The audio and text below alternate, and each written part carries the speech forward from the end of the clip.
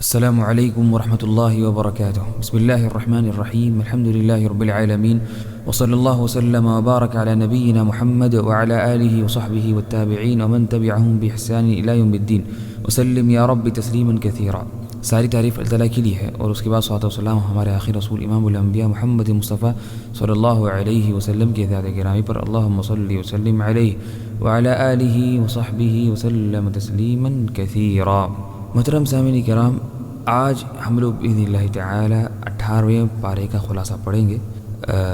اور 18ویں پارے میں دو صورتیں ہیں، سورۃ المؤمنون اور سورۃ النور، اور سورہ فرقان کے تقریباً 2 صفحے ہیں. سورہ مؤمنون کے جو اہم موضوعات ہیں، اس میں سے اللہ نے سب سے پہلے سورہ مؤمنون میں مؤمنوں کی صفات بیان کیے، پھر انسان کی تخلیق کے مراحل بیان کیے، پھر کچھ انبیاء کرام کے قصے بیان کیے،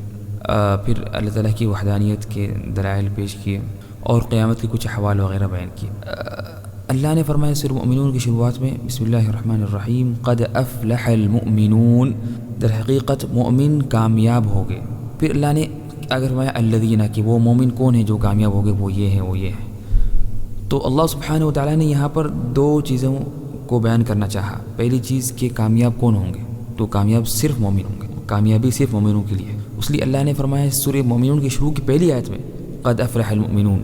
اور سورہ مومنون کی آخری آیت میں فرمایا یا سیکنڈ لاسٹ آیت میں انہ لا یفلح الکافرون، کہ کافر کبھی کامیاب نہیں ہو سکتا. تو اور پھر یہاں اور جو دوسری چیز جو اللہ نے چاہا بیان کرنا کہ مومنوں کی صفات کیا ہوتی، مومن کون ہوتے، تاکہ لوگ ان صفات کو اپنائیں. تو اللہ نے پہلی صفت بیان کی الذین هم فی صلاتهم خاشعون، کہ یہ نماز میں خشوع ان کے ہوتا ہے، ان کی نماز میں خشوع ہوتا ہے، جو نماز میں خشوع اختیار کرتے ہیں. تو سب سے پہلی صفت مومنوں کی وہ یہ ہے کہ وہ نماز میں خشوع اختیار کرتے ہیں، اور ان کی نماز میں خشوع و خضوع ہوتا ہے. تو جس کی نماز میں خشوع نہیں ہے وہ مومن نہیں ہو سکتا. جو نماز دل سے نہ پڑھے اور ذہن لگا کے نہ پڑھے، خشوع سے نہ پڑھے، تو یہ مومن کے لقب یا مومن کی صفت کا حقدار نہیں ہے. پھر اللہ نے فرمایا والذین هم عن اللغو معرضون، یہ لغو اور بیکار باتوں سے اعراض کرتے ہیں اور اس سے دور رہتے ہیں، بلکہ یہ ہم سیریس اور جاد ہوتے ہیں. تو بلا شک اسلام میں یہ ہے کہ انسان ہمیشہ محنت کرے اور جاد رہے، اور لغو اور لغو باتوں سے اعراض کرے، بیکار باتوں سے. تو یہ مسلمان اور مومن اپنے قیمتی اوقات کو بے فائدے ضائع نہیں کرتے، بلکہ ہمیشہ اپنے اوقات کو فائدے کی چیز میں لگاتے ہیں، فائدے کی چیز میں لگاتے ہیں، اور اپنے وقتوں کو ضائع نہ کرتے. پھر اللہ نے فرمایا کہ نا والذین هم للزکاة فاعلون، یہ زکوٰۃ کو ادا کرتے ہیں. پھر فرمایا والذین هم لفروجهم حافظون، اور یہ اپنے شرمگاہوں کی حفاظت بھی کرتے ہیں، اپنے شرمگاہوں کی حفاظت بھی کرتے ہیں. الا علی ازواجہم، سوائے اپنے بیویوں سے، او ما ملکت ایمانہم، اور ان کے جو ملکیت میں ہیں، اور ان کی جو لونڈیاں ہیں ان کے ساتھ تو یہ جائز ہے. تو یہاں پر یہ بات معلوم ہوئی کہ شرمگاہوں کی حفاظت کرنا یہ مومنوں کی صفت،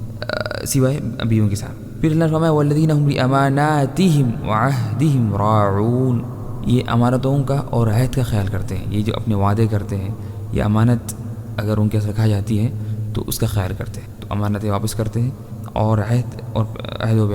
اور پیمان کا خیال کرتے ہیں. پھر اللہ نے فرمایا والذین هم علی صلواتہم یحافظون، اور یہ نمازوں کی حفاظت کرتے ہیں اور نماز کی پابندی کرتے ہیں، نمازوں کی پابندی کرتے ہیں. تو اللہ نے یہاں پر دیکھی کہ نا شروع میں ذکر کیا خشوع کا، کہ نماز میں ان کی نمازوں میں خشوع رہتا ہے. پھر یہاں فرمایا کہ یہ نمازوں کی حفاظت کی پابندی کرتے ہیں. تو دونوں ضروری ہے کہ خشوع بھی ہو نمازوں میں اور نماز کی پابندی بھی ہو. کہ اگر کوئی نماز کی پابندی کر رہا ہے لیکن خشوع نہیں ہے، فائدہ نہیں ہے، اور کوئی شخص نماز کی میں خشوع ہے لیکن پابندی نہیں کر رہا، یہ بھی فائدہ نہیں ہے. دونوں ضروری ہے، دونوں کیا ہے، دونوں ضروری ہے. اور یہاں دیکھیے کہ اللہ نے یہاں پر جو 6 صفات بیان کی ہے مومنوں کے 6 صفات بیان کیے، تو یہ تقوی کے اصول ہے. یہ 6 صفات، تو اس میں دلوں کی بھی اعمال ہے، جوارح کی باڈی کی بھی اعمال ہے، اور مال کی بھی. تو خشوع یہ دل کے تعلق سے، اور جوارح باڈی کے پارٹ سے یہ شرمگاہوں کی حفاظت ہے، اور نماز کی پابندی ہے، اور مال کی بھی اس میں عبادت ہے جو زکوٰۃ ہے، اس طرح سے شرمگاہ کی حفاظت بھی ہے. تو جتنے بھی تقوی کے اصول ہیں وہ ان 6 چیزوں میں جمع ہو گئی، ان 6 چیزوں میں جمع ہو گئی. پھر اس کے بعد اللہ نے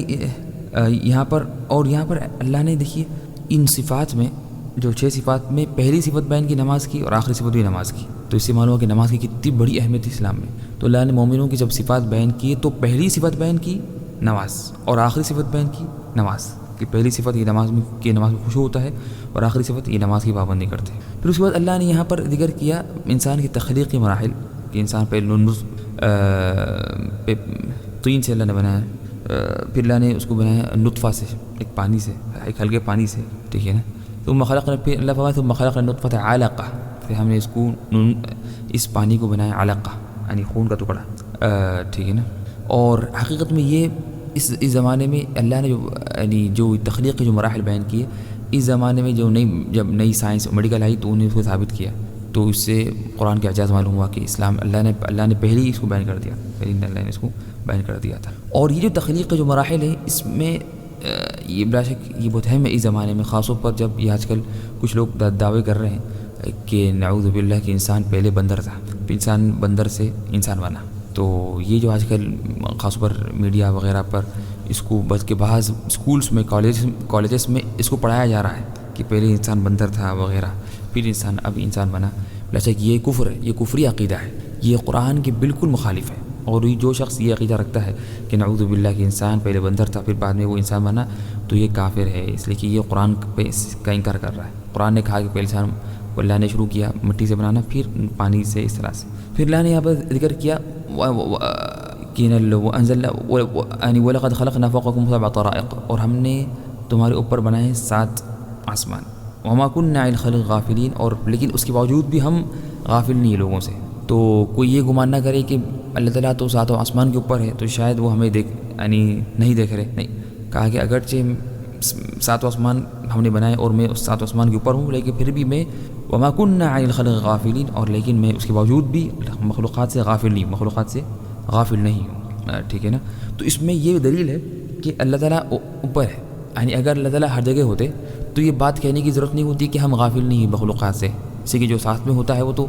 تو ہر کوئی مانتا ہے کہ وہ غافل نہیں ہے۔ لیکن جب اللہ تعالیٰ 7 آسمان کے اوپر تھے، عرش پر مستوی تھے، تو یہ خدشہ تھا کہ نہ کوئی گمان کرے کہ اللہ جب اوپر ہے تو شاید اللہ تعالیٰ لوگوں سے غافل ہے، یعنی یا ان کو دیکھ رہے نہیں، تو اللہ نے کہا کہ نہیں، ایسی بات نہیں ہے۔ پھر اللہ نے یہ فرمایا وَأَنزَلْنَا مِنَ السَّمَاءِ مَاءً بِقَدَرٍ فَأَسْكَنَّاهُ فِي الْأَرْضِ وَإِنَّا عَلَىٰ ذَهَابٍ بِهِ لَقَادِرُونَ، تو اللہ نے یہاں پر پانی کی نعمت بیان کی کہ پانی کتنی بڑی نعمت ہے۔ پھر فرمایا کہ اور اگر ہم چاہتے تو ہم اس پانی کو ختم کر دیں تو ہم کر سکتے ہیں۔ تو ویسے پانی بہت بڑی نعمت ہے، تو آج کے لوگ پانی کا احترام نہیں کرتے، پانی ضائع کرتے، اسراف کرتے، بلا شک غلط ہے۔ اور یہاں پر ایک بات یہ بھی ہے کہ اللہ نے فرمایا کہ ہم پانی کو ختم کرنے پہ قادر ہیں، پانی کو ختم کرنے پہ قادر ہیں۔ تو یہاں پر بعض جو اہل بدعت یا غلط لوگ، جو بعض جن کو علم نہیں، وہ کہتے ہیں کہ اللہ تعالیٰ 100 چیزیں نہیں کر سکتا، یا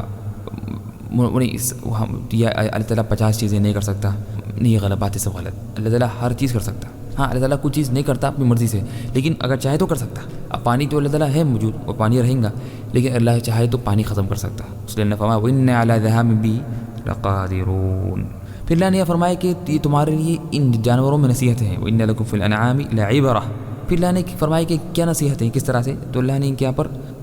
4 چیزوں کا ذکر کیا، ان جانوروں میں ہمیں 4 قسم کے فائدے ہیں۔ پہلا فائدہ یہ ہے کہ نسقیکم مما فی بطونہا، ہم تمہیں پلاتے ہیں ان کے جو ان کے پیٹوں میں ہے، جو دودھ وغیرہ ہے۔ اور یہ بھی بلا شک کیا ہے، بڑی نعمت ہے کہ یہ ایک گندگی خون سے کی بیچ سے نکلتا ہے، ایک صاف اور پاکیزہ دودھ۔ حالانکہ پیٹ میں خون بھی ہوتا ہے اور گندگی بھی ہوتی ہے، لیکن اللہ تعالیٰ کی حکمت سے، اللہ کی قدرت سے یہ ایک دونوں کے بیچ میں سے صاف دودھ نکلتا ہے۔ پھر اللہ فرمایا کہ وَلَكُمْ فِيهَا مَنَافِعُ كَثِيرَةٌ، اور تمہیں اس میں جو دوسرا جو فائدہ ہے ان جانوروں میں کہ بہت سے تمہیں فائدے ہیں، تم اس کو بیچ سکتے اور وہ چیزیں کر سکتے ہیں۔ وَمِنْهَا، اور جو تیسرا فائدہ فرمایا وَمِنْهَا تَأْكُلُونَ، اور تم کھاتے بھی اس کو، تو اس کا گوشت ہم کھاتے ہیں۔ پھر جو چوتھا فائدہ بیان کیا وَعَلَيْهَا وَعَلَى الْفُلْكِ تُحْمَلُونَ، اور تم ان جانوروں پر سفر کرتے ہو۔ پھر اللہ نے آگے فرمایا فَإِذَا اسْتَوَيْتَ أَنْتَ وَمَن مَّعَكَ عَلَى الْفُلْكِ فَقُلِ الْحَمْدُ لِلَّهِ الَّذِي نَجَّانَا مِنَ الْقَوْمِ الظَّالِمِينَ۔ تو اللہ نے فرمایا اس کے بعد نوح علیہ السلام کا قصہ ذکر کیا اور کہا کہ اے نوح، اگر تم اور تمہارے ساتھ جو لوگ ہیں اگر وہ سوار ہو گئے کشتی پر تو یہ کہو الحمد للہ الذی نجانا من القوم الظالمین۔ تو اللہ نے یہ دعا سکھائی کہ جب بھی انسان کو اللہ نے اگر نجات دی ظالم سے تو یہ دعا پڑھے الحمد للہ الذی نجانا من القوم الظالمین، اللہ کا شکر ہے جس نے ہمیں ظالم قوم سے بچا لیا۔ پھر اللہ نے آگے فرمایا وقل رب انزل لی منزلا مبارکا وانت خیر المنزلین، کہ اے نبی آپ کہیے، یہ اللہ نے کہا پہ نوح علیہ السلام سے کہ ہمیں بہترین منزل میں اتار، اور آپ یا ہمیں بہترین منزل ہمیں عطا کر. تو یہ بلا شک یعنی بعض علماء نے بیان کیا کہ یہ دعا ہے پڑھنے کی جب انسان اگر کشتی سے اترے یا کئی گاڑی سے اتر کر کئی جگہ پڑاؤ ڈالے یا کئی جگہ رکے تو یہ کیا کرے, یہ دعا پڑھے, وقل رب انزلنی منزلا مبارکا وانت خیر المنزلین, کہ اے میرے رب مجھے بابرکت اتارنا اور اتار اور تو ہی بہتر اتارنے والوں میں سے ہے, ٹھیک ہے نا, تو ہی بہتر اتارنے والوں میں سے. پھر اس کے بعد اللہ نے آگے اس کے بعد اللہ نے ذکر کیا موسیٰ علیہ السلام کا قصہ. ثم ارسلنا موسیٰ واخاه هارون بآیاتنا وسلطان مبین الی فرعون وملئه فاستكبروا وكانوا قوما عالین. تو یہاں پر فرعون نے موسیٰ علیہ السلام کی بات نہیں مانی تو اور فرعون کی قوت کام میں نہیں آئی, تو اللہ نے فرمایا فکذبوهما, تو فرعون نے جھٹلایا دونوں کو, موسیٰ اور ہارون علیہ السلام کو, فکانوا من المهلکین, تو دونوں ہلاک ہو گئے, دونوں ہلاک ہونے والوں میں سے ہو گئے. تو حالانکہ فرعون بہت قوی تھا, قوت والا تھا, لیکن اس کی قوت کام نہیں آئی, ٹھیک ہے نا. پھر اس کے بعد اللہ نے یہاں ذکر کیا کہ فرعون نے کہا موسیٰ علیہ السلام سے فقالوا انؤمن لبشرین مثلنا وقومهما لنا عابدون, کہ فرعون نے کہا کہ کیا ہم ہماری طرح دو بندوں کی بات مانیں, یعنی ہماری طرح جو دو انسان ہیں کیا ہم ان کی بات مانیں. تو یہاں پر دیکھیے فرعون نے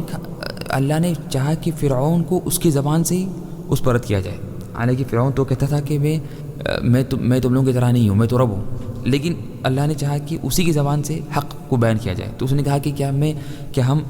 ہماری طرح دو بندوں کی بات مانیں جو موسیٰ ہارون علیہ السلام کی. تو اس نے خود مان لیا کہ فرعون ان کی طرح ہے, وہ خدا نہیں ہے, وہ رب نہیں ہے, ٹھیک ہے نا. تو اس سے معلوم ہوا کہ نا کہ اللہ کبھی اکثر کیا کرتا ہے کہ نا کافروں کی زبان پر ہی نا ایسی بات نکالتا ہے جس سے ان پہ ہم رد کر سکتے ہیں, اور داعی کو چاہیے کہ وہ خیال کرے اور اس کو غنیمت جانے اور دیکھے کہ اگر کوئی ایسی بات جو اس سے نکل جائے جس سے ہم اس کو یوز کر سکتے ہیں اس پہ رد کرنے کے لیے. پھر اللہ نے یہاں پر آگے فرمایا یا ایھا الرسول کلوا من الطیبات واعملوا صالحا, اے رسولوں تم کھاؤ پاکی میں سے, پاک چیزیں کھاؤ, واعملوا صالحا, اور نیک کام کرو. جب اللہ نے حکم دیا کہ پاک کھانے کا رسولوں کو, تو اس سے معلوم ہوا کہ نا جو رسول نہیں ہے تو وہ زیادہ حقدار ہے. جب رسول کو حکم دیا گیا کہ نا حالانکہ وہ رسول ہے کہ آپ پاک کھانا کھائیں, تو جو رسول نہیں ہے وہ تو زیادہ حقدار ہے کہ وہ پاک کھانا کھائیں. اور اللہ نے فرمایا کلوا من الطیبات واعملوا صالحا, کہ پاک کھانا کھاؤ اور نیک عمل کرو. تو اس سے معلوم ہوا کہ نا پاک کھانا یہ نیک عمل کے لیے کی مددگار ہے. اگر آپ پاک کھانا کھائیں گے تو آپ نیک عمل میں اور آگے بڑھیں گے, تو اور اگر پاک کھانا نہیں کھائیں گے تو نیک عمل کی توفیق شاید نہیں مل سکتی. تو اس سے معلوم ہوا کہ نا نیک عمل کرنے میں سب سے معین اور فائدہ مند چیز یعنی پاک کھانا ہے. پھر اللہ نے آگے فرمایا انی بما تعملون علیم, کسی میں تم جو بھی کرتے ہو مجھے اس کا علم ہے, تم جو بھی کرتے ہو کام اس کا مجھے علم ہے. پھر اللہ نے آگے فرمایا ایحسبون انما نمدهم به من مال وبنین نسارع لهم في الخيرات بل لا يشعرون, کہ فرمایا کہ کیا یہ کافر یہ سمجھتے ہیں کہ ہم انہیں بہت پیسے دے رہے ہیں, بہت بچے دے رہے ہیں, یعنی پیسہ اولاد دے رہے ہیں, تو کیا یہ سمجھتے ہیں کہ یہ ہم انہیں اس لیے دے رہے ہیں کہ کیا اس لیے کہ ہم ان سے راضی ہیں؟ نہیں, ایسی بات نہیں ہے, بلکہ ہم انہیں دنیا میں جلدی نعمتیں دے رہے ہیں, یعنی جو اصل آخرت کی نعمتیں سے محروم کر کے دنیا میں ہی جلدی ان کو دے رہے ہیں, تاکہ ہم انہیں آخرت کی نعمتوں سے محروم کرنے کے لیے, اور تاکہ دنیا میں یہ اور وہ نہ کریں اور تاکہ ہو. تو اس میں بہت بڑی اہم جو ہمارے لیے فائدہ ہے کہ جس کو اللہ نے نعمت دی, پیسہ دیا, تو وہ غرور میں نہ ہے اور یہ گمان نہ کرے کہ اللہ اس سے راضی ہے, نہیں ایسا ہونے سے, بلکہ وہ ڈرے کہ ایسا نہ ہو کہ مجھے نعمتیں دنیا میں مل گئی اور مجھے آخرت میں جنت میں جانا پڑے, جس طرح اللہ نے کہا کافروں کے بارے میں. تو کافروں کو دنیا مل جائے گی, اس لیے فرمایا کہ جو حدیث میں ہے کہ دنیا مومن کی قید خانہ ہے اور کافر کی جنت ہے. تو ایسا نہ ہو کہ مجھے دنیا میں نعمتیں مل گئی اور آخرت میں مجھے جہنم میں جانا پڑے. اس لیے سلف اور اس لیے جو آتا ہے کہ عبد الرحمن بن عوف رضی اللہ عنہ جو بہت بڑے مالدار تھے, تو ایک دفعہ جب وہ افطار کرنے بیٹھے تو وہ انہوں نے کہا کہ مجھے افطاری مت دو. کیوں کہا کہ اللہ نے مجھے اتنی نعمتیں دے دی, تو مجھے ڈر لگ رہا ہے کہ اللہ نے دنیا میں مجھے نعمت دے دی اور مجھے آخرت میں مجھے محروم کر دے گا, ٹھیک ہے نا. تو کبھی بھی انسان یہ گمان نہ کرے کہ اس کو اللہ نے اگر دنیا میں فل نعمتیں دی تو اس کا مطلب اللہ اس سے راضی ہے. نہیں, ہاں راضی ہو سکتا ہے یعنی, لیکن یہ نشانی نہیں ہے. تو نہ مالداری اللہ کی رضامندی کی نشانی ہے اور نہ غریبی اور فقیری یہ اللہ کے غصے کی نشانی ہے, بلکہ یہ دونوں آزمائش ہے, دونوں آزمائش. اصل اگر آپ دیکھنا چاہتے ہیں کہ اللہ آپ سے راضی ہے یا راضی نہیں ہے, تو دیکھیں کہ آپ کی حالت کیا ہے. آپ نیک عمل کر رہے ہیں یا گناہ کر رہے ہیں, آپ نیک عمل کر رہے ہیں یا گناہ کر رہے ہیں. اگر آپ کی زندگی میں تقویٰ ہے, ایمان ہے, تو آپ نیک ہیں, تو اللہ آپ سے راضی ہے انشاءاللہ. پھر اللہ نے آگے فرمایا ان الذین هم من خشیۃ ربهم مشفقون, کہ یہ لوگ کہ پھر اللہ نے ذکر کیا مومنوں کے بارے میں کہ یہ اللہ سے ڈرتے ہیں، اللہ کے عذاب سے ڈرتے ہیں، پھر فرمایا کہ اور یہ عمل کرتے ہیں۔ تو اس سے ایک بات معلوم ہوئی کہ اللہ سے امید اور جو ڈر ہے یہ جب کام میں آئے گا جب عمل ہوگا، یعنی کوئی خالی صرف اللہ سے امید رکھا ہوا ہے لیکن عمل نہیں کر رہا تو یہ امید کام میں نہیں آتی، اور کوئی اگر اللہ سے ڈر رہا لیکن یہ ڈر اس کو عمل پہ نہیں ابھار رہا، بس ڈر رہا لیکن کوئی کام نہیں کر رہا تو یہ فائدہ نہیں ہے۔ اگر آپ کو ڈر ہے اللہ سے تو آپ زیادہ کام کرنا، جہنم سے بچنے کے لیے کام کرنا، تو کام اصل ہے۔ خالی ڈر رہے جہنم کے حق سے، اللہ کے عذاب سے ڈر رہے لیکن کوئی کام نہیں کر رہے تو یہ بالکل بے فائدہ چیز ہے۔ اس طرح سے امید بہت ہے آپ کو اللہ تعالیٰ سے، بہت امید ہے، یعنی رحمت سے مجھے اللہ سے بہت بڑی امید ہے، لیکن عمل زیرو ہے تو یہ کوئی فائدہ نہیں ہے۔ اگر امید ہو جو جنت جانا ہے، اللہ کی رحمت سے امید ہے تو رحمت حاصل کرنے کے لیے کام کرنا پڑتا، خالی بیٹھ کے تو کوئی فائدہ نہیں ہوتا۔ پھر اللہ نے فرمایا والذین یؤتون ما آتوا وقلوبهم وجلہ، اور یہ اللہ نے بیان کیا کہ مومن اللہ کے راہ میں دیتے ہیں جن کو جو اللہ نے ان کو دیا، یؤتون ما آتوا، یہ دیتے ہیں جو ان کو دیا گیا، تو آپ کو بھی اللہ نے دیا ہے، یعنی آپ خود آپ کو کیسے ملا؟ اللہ نے دیا، تو اللہ نے جو دیا اس میں سے آپ کو کچھ دینا ہے اللہ کے راہ میں۔ والذین یؤتون ما آتوا، تو یہ دیتے ہیں اللہ کے راستے میں یا اللہ کے راہ میں جو ان کو دیا گیا، وقلوبهم وجلہ، اللہ اکبر، یہ بہت اہم بات ہے، اور ان کی دل کانپتے رہتے ہیں کہ شاید ان کا یہ عمل قبول نہ ہو۔ تو مومن اللہ کے راہ میں خرچ کرتا ہے، عمل کرتا ہے اور ڈرا ہوا رہتا کہ شاید یہ میرا عمل قبول نہ ہو، اور منافق کام نہیں کرتا اور بے خوف رہتا کہ سب میں تو میری جنت گارنٹی ہے۔ تو آج کے لوگ اسی کر رہے ہیں، کام کچھ نہیں کر رہے اور بولتے اللہ غفور الرحیم ہے، یہ مومن ہو ہی نہیں سکتا۔ مومن تو وہ ہے مومن وہ ہے جو فل کام کرتا اور فل محنت کرتا اور پھر ڈرا ہوا رہتا کہ شاید میرا عمل قبول نہ ہو، شاید میرے عمل ضائع ہو جائے۔ اس لیے فرماتے حسن بصری رحمہ اللہ نے فرمایا ان المؤمن جمع احسانا و شفقہ، مومن احسان بھی کرتا اور کام بھی کرتا اور ڈرتا بھی، اور منافق برائی بھی کرتا اور بے خوف رہتا، ٹھیک ہے نا۔ اور اس لیے ترمذی کی روایت میں آتا ہے کہ فرماتی ہیں عائشہ رضی اللہ عنہا، انہوں نے سوال کیا اللہ کے رسول محمد صلی اللہ علیہ وسلم سے، کہا کہ یا رسول اللہ، کہ یہ جو آیت ہے والذین یؤتون ما آتوا وقلوبهم وجلہ، یہ جو سورہ مومنون کی آیت ہے کہ یہ جو خرچ کرتے ہیں اللہ کے راستے میں جو ان کو دیا گیا اور ان کے دل کانپتے رہتے ہیں، کہا کہ کیا یہ وہ لوگ ہیں جو ڈرتے ہیں، یعنی اس لیے کیا یہ جو شراب پینے والے اور چوری کرنے والے ہیں، یہ اسی کہ انہوں نے بہت گناہ کر لیے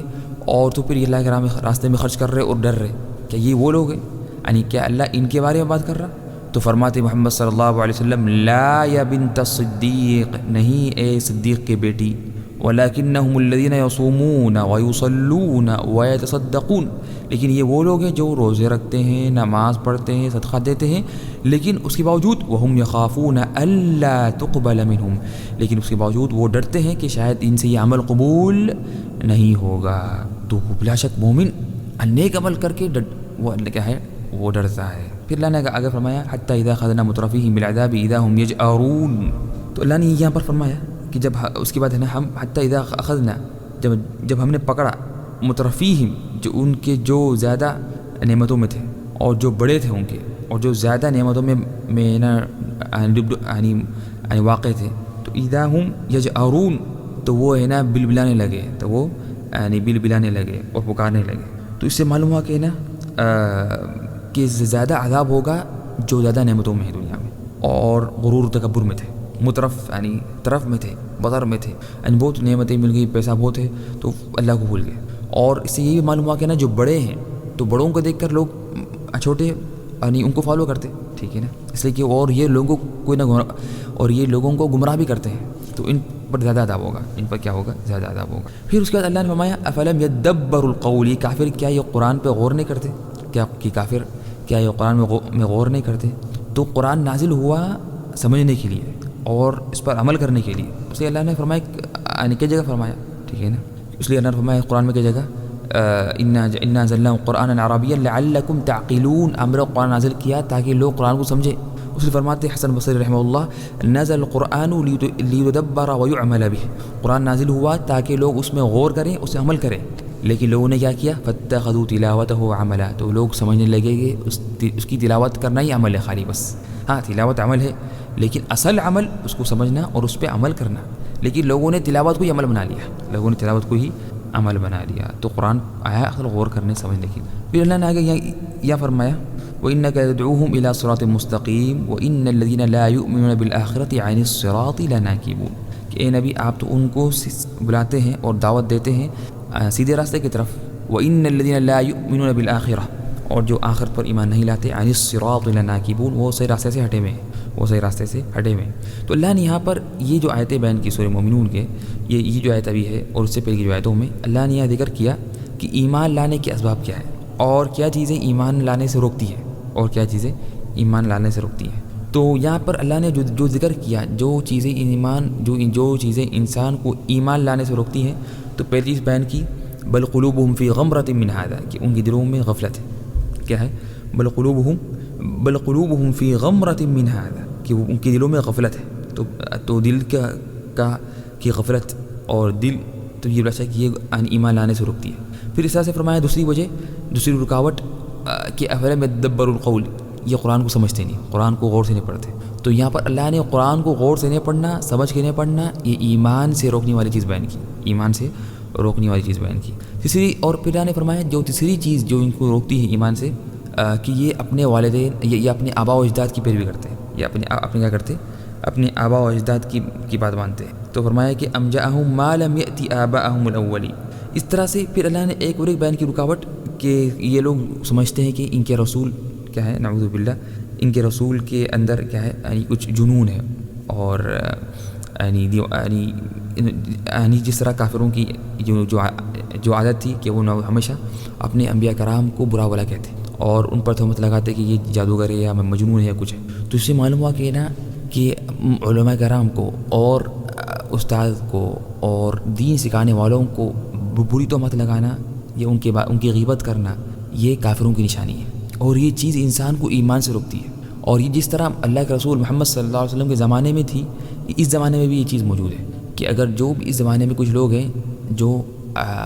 صبح شام یا ہمیشہ یعنی علماء کرام کے بارے میں اور دین سکھانے جو استاد ہوتا ہے، معلم ہوتا ہے، شیخ ہوتا ہے، ان کے بارے میں بری بات کرتے ہیں، اور یہ بلا شک غلط ہے، اس سے انسان کو ہدایت نہیں ملتی۔ تو اللہ نے یہاں پر کیا کیا، یہ کچھ رکاوٹیں بیان کی۔ پھر اللہ نے جو وہ بیان کی چیز یعنی جس سے انسان کو ایمان مل سکتا ہے، تو فرمایا کہ قرآن پہ غور کرنا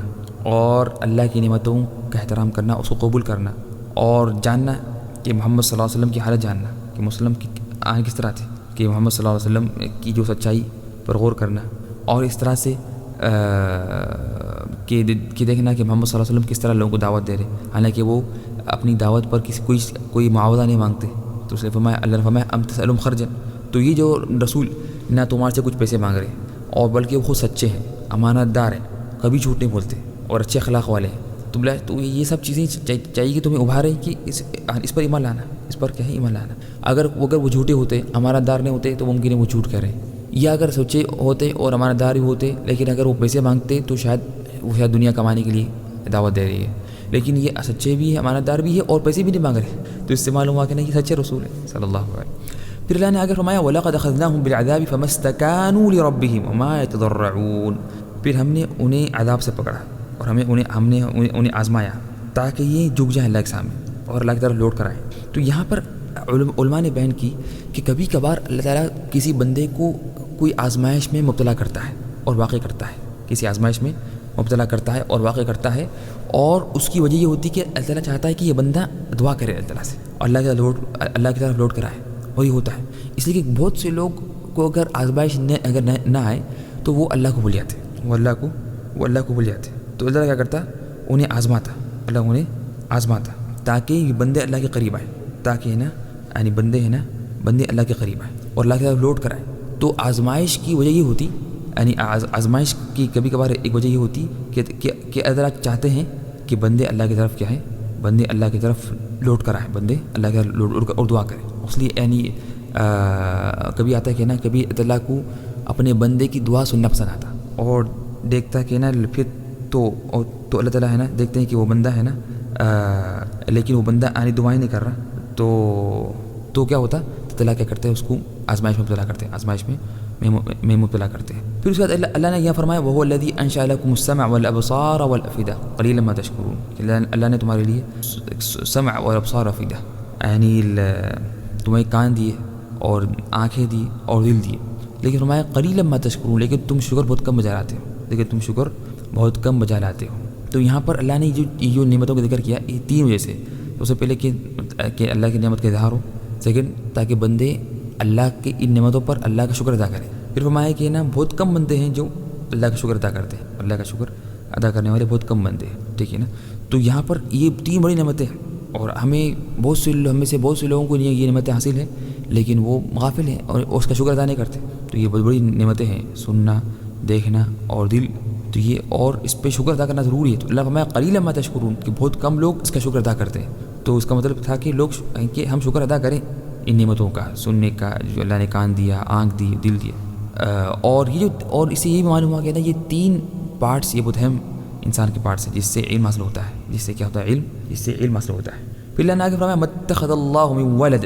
وما كان معه من الہ. اللہ نے اپنا کوئی بچہ نہیں بنایا, اللہ کا کوئی بیٹا نہیں ہے. وما كان معه من الہ اور اللہ کے ساتھ کوئی خدا نہیں ہے. وما كان معه من الہ اللہ کے ساتھ کیا ہے کوئی خدا نہیں ہے. اذا لذهب كل الہ بما خلق. اذا لذهب كل الہ بما خلق کہ تاکہ اگر ایسا ہو تو ہر خدا کیا کرے یعنی بما خلق وہ لے کے چلے جائے جو اس نے پیدا کیا. تو یہاں پر اللہ تعالیٰ نے ایک دلیل پیش کی جس کا نام ہے دلیل التمانع کہ اگر مان لیا جائے یعنی بالفرض یعنی کہ اگر 2 خدا ہیں اور 2 مالک ہیں اور تو اگر دونوں میں سے ایک نے چاہا کہ یہ کام ہو اور ایک نے چاہا کہ وہ کام نہ ہو تو اب یہاں پر 3 آپشنس ہیں.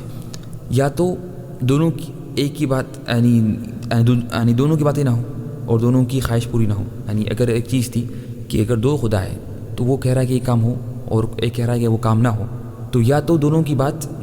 بھی نہ ہو تو یہ خدا بن نہیں سکتے. جیسے کہ دونوں عاجز ہیں, دونوں کیا ہے دونوں عاجز ہو گئے اور خدا عاجز نہیں ہوتا. یا دونوں کی باتیں ہوں پوری تو یہ تو ہو نہیں سکتا, یہ تو ناممکن ہے. یا دونوں میں سے ایک کی بات ہو اور یہ ہو سکتا تو اس کا مطلب جس کی بات ہوئی وہ غالب ہے اور وہ لائق ہے کہ نا کہ خدا بنے اور رب بنے. ٹھیک ہے نا. تو اللہ تعالیٰ یہاں پر یہ بیان کر رہے ہیں کہ نا اس دنیا کے 2 خدا ہو نہیں سکتے, 2 یا 3, لیکن اس لیے کہ نا اور یہ رد ہے ان پر جنہوں نے کیا کیا مختلف بتوں کی پوجا کی 100-200 یعنی جو بت تھے. ٹھیک ہے نا. تو ان سے کہا کہ یہ ہو ہی نہیں سکتا, ایک خدا ہو سکتا ہے, 2 خدا ہو ہی نہیں سکتے. ٹھیک ہے نا. پھر اللہ نے آگے فرمایا ادفع بالتی ہی احسن السیئۃ نحن اعلم بما یصفون کہ اے نبی آپ برائی کا مقابلہ کریں بہترین چیز سے, بہتر سے, کہ آپ سے اگر کوئی برائی کرے تو اس کا مقابلہ کریں اچھے انداز. ٹھیک ہے نا. اس لیے کہ اگر اور یعنی کیوں نحن اعلم بما یصفون ہم جانتے ہیں بہتر کہ وہ کیا کر رہے ہیں. ٹھیک ہے نا. تو اگر انسان کیا کرے جب بھی انسان پر کوئی اگر ہم یعنی کوئی اس سے برائی کرے اور اگر اس سے کوئی یعنی اس کے بارے میں کچھ بری بات کہے تو وہ اس کا بدلہ نہ لے بلکہ کوشش کرے کہ اس کے ساتھ ایسے معاملے سے پیش آئے جو سب سے بہتر ہے, جو سب سے کیا ہے بہتر ہے. اس لیے محمد صلی اللہ علیہ وسلم کبھی اپنی ذات کے لیے بدلہ نہیں لیے, اپنی ذات کا بدلہ کبھی نہیں لیے. ٹھیک ہے نا. بلکہ ہمیشہ اللہ کے رسول محمد صلی اللہ علیہ وسلم بہترین جواب یعنی مقابلہ کرتے یعنی برائی کا مقابلہ کرتے بہترین یعنی اچھے انداز. پھر اللہ نے آگے فرمایا کہ جب انسان کو موت آتی ہے حتی اذا جاء احدهم الموت قال رب ارجعون, جب کافر کو جب انسان کو موت آتی ہے تو وہ کہتا ہے قال رب ارجعون اللہ مجھے واپس کرو دنیا میں. کیوں؟ لعلی اعمل صالحا فيما تركت تاکہ میں وہ نیک عمل کروں جو میں نے نہیں کیا تھا. تو ہر انسان مرنے کے بعد یہ تمنا کرے گا کہ کاش کہ اللہ مجھے واپس کر دو دنیا میں, مجھے نیک عمل کرنا ہے. تو لیکن یہ بات ہوگی اللہ فرمائیں گے کلا ہرگز نہیں, یہ تمنا پوری نہیں ہوگی. انہا کلمۃ هو قائلها یہ تو بات تم کہنے والے ہی تھے. تو فرماتے ہیں یہاں پر قتادہ رحمہ اللہ کہ انسان واپسی کی طلب کرے گا, واپس جانے کی دنیا میں تاکہ نیک عمل کرے. لیکن تو فرمایا کہ ابھی وقت ہے, ابھی ہمیں وقت ہے, کہ ابھی وقت ہے, ابھی ہم کام کر سکتے ہیں. پھر اللہ نے آگے فرمایا فَإِذَا نُفِخَ فِي الصُّورِ فَلَا أَنْسَابَ بَيْنَهُمْ يَوْمَئِذٍ جب سور پھونکا جائے گا تو کوئی نسب نہیں رہے گا, کوئی انصاف کام میں نہیں آئیں گے. یعنی کیا مطلب نسب یہ کام میں نہیں آئیں گے, اس کے فائدے ختم ہو گئے. اس کے فائدے کیا ہو گئے یعنی ختم ہو گئے. ٹھیک ہے نا. تو نسب حسب کام میں نہیں آئے گا قیامت کے دن کہ میں فلاں خاندان کا ہوں, میرے والد فلاں ہیں, میں فلاں نسب کا ہوں. نہیں, صرف کام میں آئے گا, کوئی نسب وغیرہ کام میں نہیں آئیں گے. پھر اللہ نے آگے فرمایا کہ انہ کان فریق من عبادی میرے کچھ ایسے بندے تھے جو بولتے تھے یقولون ربنا آمنا فاغفر لنا وارحمنا کہ اے رب اے اللہ ہم نے آپ پر ایمان لایا تو ہمیں معاف کر دے اور ہم پہ رحم کر. تو اس سے معلوم ہوا کہ نا کہ انسان اپنے ایمان کا وسیلہ لے سکتا ہے، انسان اپنے ایمان کا وسیلہ لے سکتا ہے کہ اس طرح دعا کرے کہ اے اللہ میں نے آپ پر ایمان لایا، مجھے معاف کر دو، میں نے آپ کو مانا ہے، میں نے آپ کے ساتھ کسی کو شریک نہیں کیا، میں آپ پر ایمان لاتا ہوں تو مجھے معاف کر دیجیے۔ تو ایمان کا وسیلہ بھی لے سکتے ہیں، بلکہ ایک اچھا وسیلہ ہے جو اللہ نے خود ذکر کیا کہ اللہ کے بندے اس طرح دعا کرتے تھے، ربنا آمنا فاغفر لنا۔ اور یہ سیم دعا سورہ آل عمران میں بھی ہے نا کہ ربنا اننا سمعنا منادیا ینادی للایمان ان آمنوا بربکم فآمنا ربنا فاغفر لنا ذنوبنا۔ پھر اللہ نے اس کے بعد یہاں ذکر کیا قال اخسئوا فیہا ولا تکلمون، اللہ تعالیٰ کہیں گے کافروں سے جہنم کے اندر، جب وہ بولیں گے اے اللہ ہمیں معاف کر دو یا چھوڑ دو یا مار دو ہمیں، تو اللہ بولیں گے چپ ہو جاؤ اور کوئی بات نہیں کرنا۔ تو جس طرح کافروں کے لیے جہنم میں یعنی جسمانی عذاب ہے، اس طرح انہیں نفسانی عذاب بھی ہوگا، یعنی انہیں جو نفسیاتی طور پر بھی تکلیف ہوگی کہ اللہ تعالیٰ کہیں گے بات مت کرو، چپ ہو جاؤ، ان سے بات نہیں کریں گے وغیرہ۔ تو ایک تو عذاب ہو رہا تھا جسمانی عذاب، لیکن اس کے اوپر یہ بھی عذاب ہوگا، ٹھیک ہے نا۔ پھر نے اس کے بعد یہاں پر بیان کیا کہ نا کافروں کے بارے میں کہ تم لوگ کیا کرتے تھے کہ فاتخذتموہم سخریہ، کہ تم لوگ مذاق اڑاتے تھے، تم لوگ نا مذاق اڑاتے تھے نیک لوگوں کا۔ تو نیک لوگوں کا مذاق اڑانا یا ان کو کم سمجھنا یا ان کو حقیر سمجھنا یا ان کا احترام نہیں کرنا، یہ کافروں کی علامت ہے۔ آج کل کچھ لوگ کیا کرتے، جو نیک لوگ ہوتے یا جو دیندار لوگ ہوتے ان کا احترام نہیں کرتے اور سمجھتے کہ یہ بالکل ہلکے لوگ ہیں۔ یہ کیا ہے؟ یہ بالکل ہے نا ہلکے لوگ ہیں، اور بلا شک یہ انتہائی غلط بات، اور یہ کافروں کی نشانی ہے، اور یہ کافروں کی نشانی ہے۔ پھر اللہ نے آگے فرمایا افحسبتم انما خلقناکم عبثا وانکم الینا لا ترجعون، کیا تم لوگوں نے یہ گمان کیا کہ ہم نے تمہیں ایسے پیدا کر دیا عبثا، یعنی بس ایسی، یعنی بغیر کوئی فائدے کے، بغیر کوئی مقصد کے، وانکم الینا لا ترجعون، اور تمہیں ہمارے پاس لوٹ کر نہیں آنا ہے، ایسی بات نہیں۔ اللہ نے ہمیں بیکار پیدا نہیں کیا، بیکار اور ایسی بغیر مقصد کے، بلکہ اہم مقصد کے لیے پیدا کیا، وہ ہے اللہ کی عبادت کرنا، وہ ہے اللہ کی عبادت کرنا، ٹھیک ہے نا۔ تو انسان ہمیشہ اس بات کو نہ بھولے کہ وہ کس چیز کے لیے اللہ نے اس کو پیدا کیا، وہ ہے اللہ کی عبادت کرنا، وہ ہے اللہ کی عبادت کرنا۔ تو اس لیے وہ کیا ہوا، اس لیے وہ پیدا ہوا۔ تو اللہ فرمائے کہ نا کہ کیا یہ لوگوں نے گمان کیا کہ ہم نے انہیں ایسی بیکار پیدا کر دیا، یعنی ان پر کوئی عمل، ان پر کوئی ہم نے ان کو کوئی چیزوں کا حکم نہیں دیا، آرڈرس نہیں دیے، نہیں، ایسی بات نہیں، ٹھیک ہے نا۔ اور یہاں پر ایک جو اہم بات یہ ہے کہ جو اللہ سبحانہ وتعالیٰ جس نے آسمان پیدا کی، اتنے بڑے آسمان، زمین، ہر چیز بنائی، حتیٰ کہ جانوروں کو اللہ نے سکھایا، جانوروں کو اللہ نے یعنی عقل دی، اور وہ اپنے ہر کام کرتے ہیں اچھے انداز میں۔ جانور بھی وہ کھاتے ہیں، ان کو معلوم کہ کہاں پر کھانا ملتا، کہاں پر اپنی حاجت پوری کرنا، کس طرح اپنے بچوں کی حفاظت کرنا، کس طرح گھونسلے بنانا، کس طرح کرنا، ہر چیز اللہ نے انہیں ہر چیز کی تو ایک کہہ گی انہیں علم دیا اور سکھایا۔ تو کیا ممکن ہے کہ اللہ جب جانوروں تک بھی ان کا خیال کیا اور اتنی بڑی مخلوقات بنائی، کیا وہ انسان کو چھوڑ دے اسی بغیر کوئی چیز کے؟ نہیں، اللہ نے اس لیے کتابیں نازل کی اور انبیاء کرام کو بھیجا تاکہ ہمیں حق معلوم ہو، تاکہ ہمیں سکھایا جائے، ہمیں ہدایت دی جائے، ہمیں بتایا جائے، ٹھیک ہے نا۔ پھر اس کے بعد اللہ نے سورہ نور کا اللہ نے ذکر کیا، سورہ نور جو 18ویں پارے کا جو سیکنڈ سورہ ہے سورہ نور۔ اور سورہ نور کا جو اہم مقصد ہے وہ ہے پاک دامنی اور ستر پوشی کا بیان کرنا، پاک دامنی اور ستر پوشی کا بیان کرنا۔ اور سورہ نور کے جو اہم موضوعات ہیں کہ اس میں کئی آداب بیان کیے گئے، اس میں زنا کی حد بیان کی گئی، زنا کی سزا بیان کی گئی، اس میں تہمت معصوم پر تہمت لگانے کی سزا بیان کی گئی، اس میں عائشہ رضی اللہ عنہا کی برات کا ذکر کیا گیا جو منافقوں نے ان پر تہمت لگائی تھی، اس میں کس طرح کسی کے گھر جانا اور استئذان اور اجازت کس طرح طلب کرنا، اس کے آداب بیان کی گئی، اس میں نکاح کے بارے میں بتایا گیا، اس میں مومنوں اور متقین کی صفات بیان کی گئی، اس طرح کی کچھ موضوعات تھیں۔ اور اس صورت کا نام سورہ نور ہے، اس لیے کہ اللہ نے اس میں فرمایا اللہ نور السماوات والارض، اللہ تعالیٰ آسمان اور زمین کی نور ہے، ٹھیک ہے نا۔ اور اس لیے بھی تو اس سے معلوم ہوا کہ نا پاک دامنی یہ کیا ہے، پاک دامنی اور انسان زنا سے دور رہنا، اور پاک دامنی یہ دل کے نور کی وجہ ہے اور دل کے نور کے سبب ہے۔ تو اللہ نے پاک دامنی کا ذکر کیا سورہ نور میں، تو اس سے معلوم ہوا کہ نا پاک دامنی یہ دل کے نور کی سبب ہے، اور اس کی اپوزٹ جو بدکاری یہ دل کی ظلمت، دل کے اندھیرے کی وجہ ہے، دل کے اندھیرے اور دل کی ظلمت کی سبب ہے۔ تو زنا چاہے آنکھ سے ہو، ہاتھ سے ہو یا شرمگاہ سے ہو، یہ اس سے انسان کا دل میں اندھیری آ جاتی، اور جو انسان اپنے آنکھ کو، کان کو، زبان کو، ہاتھ کو اور شرمگاہ کو محفوظ کر لے حرام سے، تو اس کے دل میں نور بھر جاتا، اس کے دل میں نور بھر جاتا۔ تو اس لیے یہ حقیقت ہے۔ تو جو اپنی نگاہ کی حفاظت کرے اور شرمگاہ کی حفاظت کرے اور زبان کی حفاظت کرے، کان کی حفاظت کرے، ہاتھ کی حفاظت کرے، تو اس کا دل نور سے بھر جاتا۔ اس لیے کہ اللہ نے اس کا ذکر کیا سورہ نور میں۔ پھر اللہ نے کیا فرمایا، الزانیۃ والزانی فاجلدوا کل واحد منہما 100 جلدہ، کہ زانی اور زانیہ عورت اور زانی مرد کو دونوں کو کوڑے مارو 100 کوڑے۔ پھر فرمایا ولا تأخذکم بہما رأفۃ فی دین اللہ، اور تمہیں بالکل کسی بھی قسم کی رحمت نہ آئے ان دونوں پر، اس لیے کہ انہوں نے بہت بڑا گناہ کیا۔ تو یہاں پر غور کریے کہ اللہ تعالیٰ نے یہاں پر سورہ نور کے شروعات میں زنا کا ذکر کیا اور اس کو سختی سے حرام قرار دیا، اور کہا کہ کتنا برا اور انتہائی بھیانک خطرناک عمل ہے زنا کرنا۔ اور پھر اس کے بعد اللہ نے کیا کیا، یہاں پر زنا سے بچنے کے 14 وسیلے بیان کیے۔ یہاں پر زنا سے بچنے کے لیے، یہاں پر جس طرح سے شیخ بکر نے ذکر کیا کہ اللہ تعالیٰ نے سورہ نور میں جب زنا کا ذکر کیا تو یہاں پر اس سے بچنے کے 14 طریقے بیان کیے اور وسیلے بیان کیے۔ پہلا وسیلہ بیان کیا کہ اس کی حد قائم کی اللہ نے، تاکہ لوگ اس سے تاکہ باقی لوگ دیکھ کے اس سے ڈر جائیں اور وہ زنا نہ کریں۔ تو پہلے حد قائم کی، اس کی حد رکھی زنا کی۔ اس طرح سے کہا کہ زانیہ عورت اور زانی مرد سے شادی نہ کرو،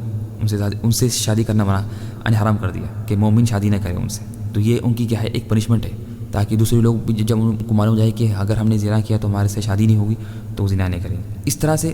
اللہ نے قذف کی، تہمت، بغیر دلیل کے، بغیر کوئی پروف کے تہمت لگانے پر سزا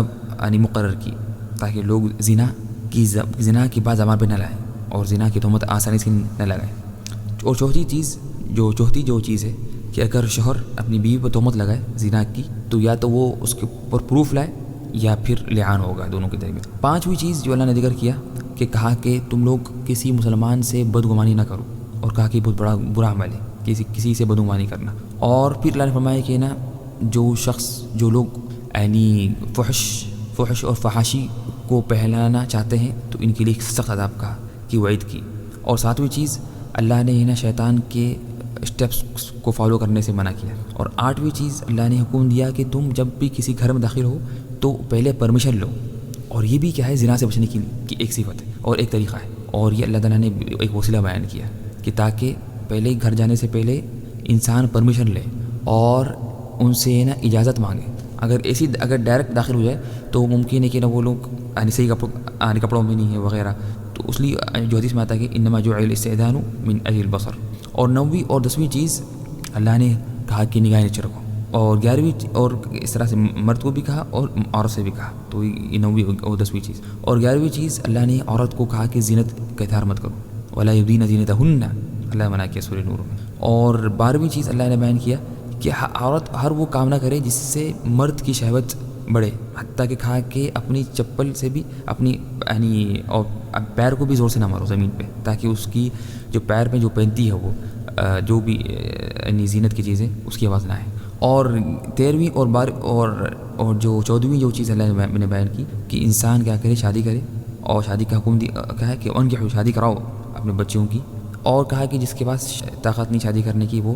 استعفاف کرے اور پاک دامنی اختیار کرے، روزے رکھے وغیرہ۔ تو اللہ نے صرف 33 آیتوں میں سورہ نور کے شروع سے لے کر سورہ نور کے پہلی آیت سے لے کر 33 آیت تک اللہ نے یہاں پر 14 وسیلے بیان کیے زنا سے بچنے۔ پھر اللہ نے یہاں پر فرمایا کہ تمہیں کوئی ترس نہیں کھانا چاہیے ان پر، اور تمہارے دل پہ ذرہ برابر بھی کوئی رحم نہ آئے ان پر، زانی اور زانیہ عورت اور زانی مرد پر، بلکہ مکمل طور پر سختی کے ساتھ ان پر حد قائم کی جائے۔ تو اس سے معلوم ہوا کہ یہ جو حد ہے یہ رحمت ہے، ان پر حد قائم کرنا یہ رحمت ہے، ان کے لیے بھی اور باقی لوگوں کے لیے، ان کے لیے بھی، اور تاکہ یہ دوبارہ نہ کریں اور ان کے گناہ معاف ہو جائے اور باقی لوگ ان کو دیکھ کر ڈر جائیں۔ اس لیے اللہ نے فرمایا کہ وَلْيَشْهَدْ عَذَابَهُمَا طَائِفَةٌ مِّنَ الْمُؤْمِنِينَ کہ ضروری کہ یہ جو حد قائم ہو تو یہ علانیہ ہو، لوگوں کے سامنے ہو، چھپ کر نہ ہو،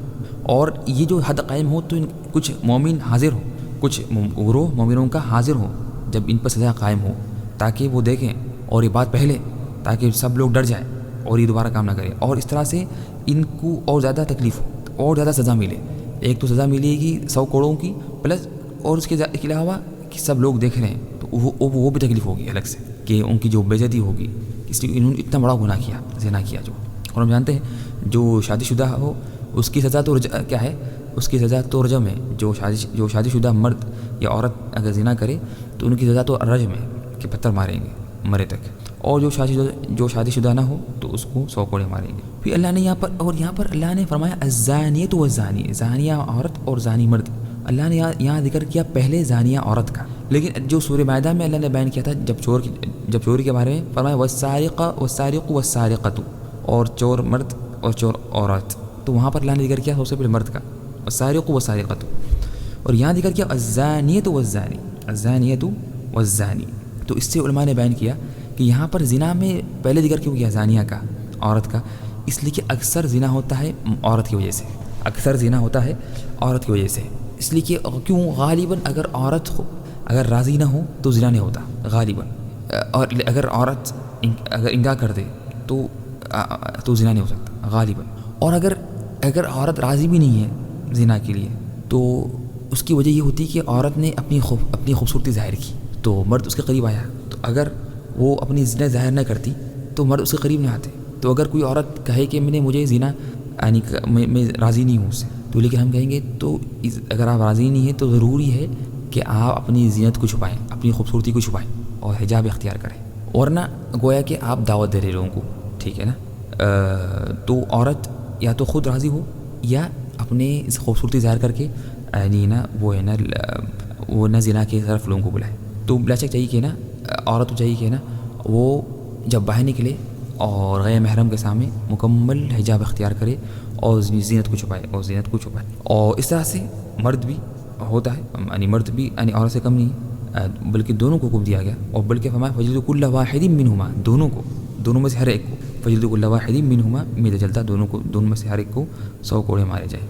نعم. پھر اس طرح سے اللہ نے یہاں پر فرمایا کہ زانی عورت سے یا زانی مرد سے شادی نہ کرے، اور یہ کب تک جب تک کہ وہ توبہ نہ کر لے، جب تک کہ وہ صحیح دل سے توبہ نہ کر لے اور حرام نہ چھوڑ دے، اس وقت تک نہ اس سے کوئی شادی نہیں کرے گا. اور یہ مومنوں پہ حرام ہے. مومنوں پہ کیا ہے؟ وہ فرمایا وحرم ذلک علی المؤمنین، اور یہ مومنوں پہ حرام ہے. تو اس کا مطلب کہ جو زانی جب زنا کرتا ہے تو وہ مومن نہیں ہوتا. اس لیے صحیح بخاری مسلم کی حدیث میں ہے لا یزنی الزانی حین یزنی وهو مومن،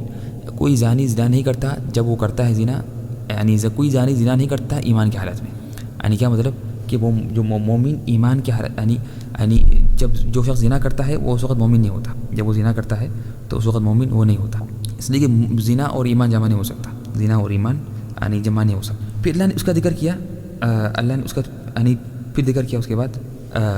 کہ کیا سزا ہے اور پنشمنٹ ہے جو ناحق اور جو بغیر دلیل کے بغیر پروف کے تہمت لگائے یعنی کسی پر زنا کی. تو پہلے فرمایا کہ ان کو 80 کوڑے ماریں گے. ان کو کتنے ماریں گے کوڑے؟ 80 کوڑے ماریں گے. جو زنا کے قریب ہے، زنا کے 100 ہے، اس کے 80 ہے. کیوں؟ اس لیے کہ ناحق بغیر دلیل کے جھوٹی تہمت لگانا کسی پر یہ بہت بڑا گناہ ہے. تو حتیٰ کہ اللہ نے اس کی سزا رکھی 80 کوڑے جو 100 کے قریب ہے، جو زنا کی سزا کے قریب ہے. پھر یہ بھی نہیں فرمایا کہ پھر ایک کہا کہ ان کی گواہی قبول نہیں ہوگی. فرمایا ولا تقبلوا لهم شهادة ابدا، ان کی گواہی قبول نہیں ہوگی. پھر ان پر لقب لگایا کہ یہ فاسق ہیں، اولئک هم الفاسقون. تو 3 سزائیں اللہ نے مقرر کی جو کسی پر جھوٹی تہمت لگائے. اور فرمایا کہ 4 گواہ ضروری ہے زنا پر تہمت لگانے کے لیے. کسی پر 4 گواہ ہے، اگر 4 گواہ نہ آئے تو یہ جھوٹا انسان ہے. تو یہ کیا ہے؟ جھوٹا انسان. پھر فرمایا کہ اللہ کے جو توبہ کر لے تو اللہ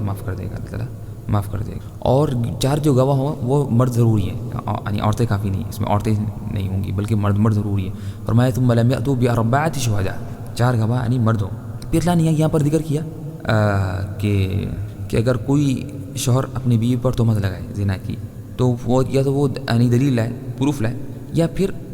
یا اگر عورت مان لے یا اگر نہ مانے اور دونوں میں سے ہر کوئی ایک دوسرے کو کہتا ہے کہ تم جھوٹ کہہ رہے، تو دونوں کے درمیان لعان ہوگا. دونوں ملعنہ کریں گے، دونوں کیا کریں گے؟ ملعنہ کریں گے. اور جس کی تفصیل سورہ نور میں ہے، وہ آپ لوگ پڑھ سکتے ہیں تفسیر میں. لیکن اس میں یہاں پر اللہ نے یہ جو فرمایا کہ شوہر کہے گا 5 بار کہ اس پر اللہ کی لعنت ہو، ٹھیک ہے نا. اور بیوی کہے گی 5 بار کہ اس پر اللہ کا غصہ ہو، اس پر اللہ کا کیا غصہ ہو. اور ٹھیک ہے نا. تو مرد پر لعنت کیوں ہو کہ وہ جھوٹ کا، اگر وہ جھوٹا ہو تو وہ بلا شک لعنت کی مستحق ہے، لعنت کے حقدار ہے، اس نے جھوٹ کہا۔ اور عورت اس لیے کہے 5ویں پار یعنی اس پر اللہ کا غصہ ہو، اس لیے کہ نا اس نے اگر وہ جھوٹی ہو اور اس نے زنا کیا تھا تو بلا شک اس پر اللہ کا بہت بڑا غصہ ہے، اس لیے کہ اس نے سب سے پہلے زنا کیا اور پلس اس نے شوہر کا حق گزایا کیا اور شوہر کے نام خراب کیا، ٹھیک ہے نا۔ اور ایک بات یہ بھی علماء نے بیان کی کہ بیوی کے ساتھ اللہ نے غصہ کا ذکر اس لیے کیا کہ عورتیں لعن بہت کرتی ہیں، تو لعن اگر ان سے کہا جائے کہ تم لعنت کرو تو وہ کر دیں گی، لیکن غصہ ممکن شاید وہ باز آ جائے۔ پھر اس کے بعد اللہ نے یہاں پر ذکر کی سورہ نور میں عائشہ رضی اللہ عنہ کی برات، عائشہ رضی اللہ عنہ کی برات کا ذکر کیا کہ وہ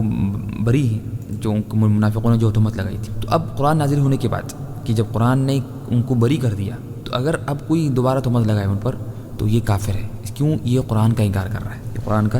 انکار کر رہا ہے۔ تو جو بھی ابھی عائشہ رضی اللہ عنہ کے بارے میں بات کرے یا ان پر تہمت لگائے تو وہ کافر ہے، اس لیے کہ وہ قرآن کا انکار کر رہا ہے۔ پھر اللہ نے یہاں پر آگے فرمایا لولا اذ سمعتموه ظن المؤمنون والمؤمنات بانفسهم خيرا وقالوا هذا افك مبين۔ تو یہ آیت میں اللہ ہمیں تنبیہ کر رہا ہے کہ اگر کوئی انسان اپنے بھائی کے بارے میں کچھ سنے تو اور وہ جانتا ہے کہ اس کا بھائی ٹھیک ہے، یعنی اس کا جو مسلمان بھائی جانتا ہے کہ وہ نیک ہے، ٹھیک ہے، تو اگر کوئی اس کے بارے میں اگر وہ سنے کوئی بری بات تو اسے فوری اسے نہ مان لے، بلکہ شروع میں کہہ دے کہ یہ غلط ہے، میں جانتا ہوں وہ تو اچھا بندہ ہے، ٹھیک ہے نا۔ تو فرمایا کہ وقالوا هذا افك مبين، تو اللہ نے فرمایا کہ تم نے یہ کیوں نہ کہا کہ یہ جھوٹی بات ہے، یہ جو تہمت ہے یہ غلط ہے، جھوٹی ہے۔ تو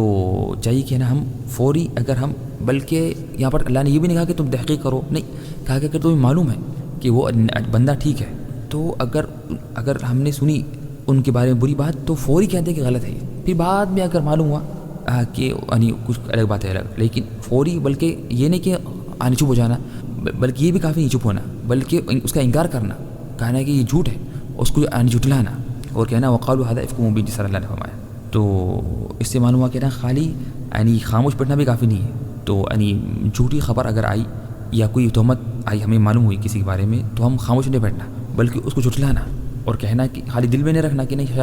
شاید غلط ہوں گا، نہیں، بلکہ بولنا کہ غلط ہے، یہ جھوٹی بات ہے، یہ ایسا نہیں ہے، ٹھیک ہے نا۔ اور افسوس یہ ہوتا ہے کہ آج کل کہ ایک انسان کی کسی سے دوستی ہوتی ہے اور تعلق ہوتا ہے اور وہ جانتا ہے اس کو سالوں سے کہ وہ ٹھیک ہے، اچھا بندہ ہے، اور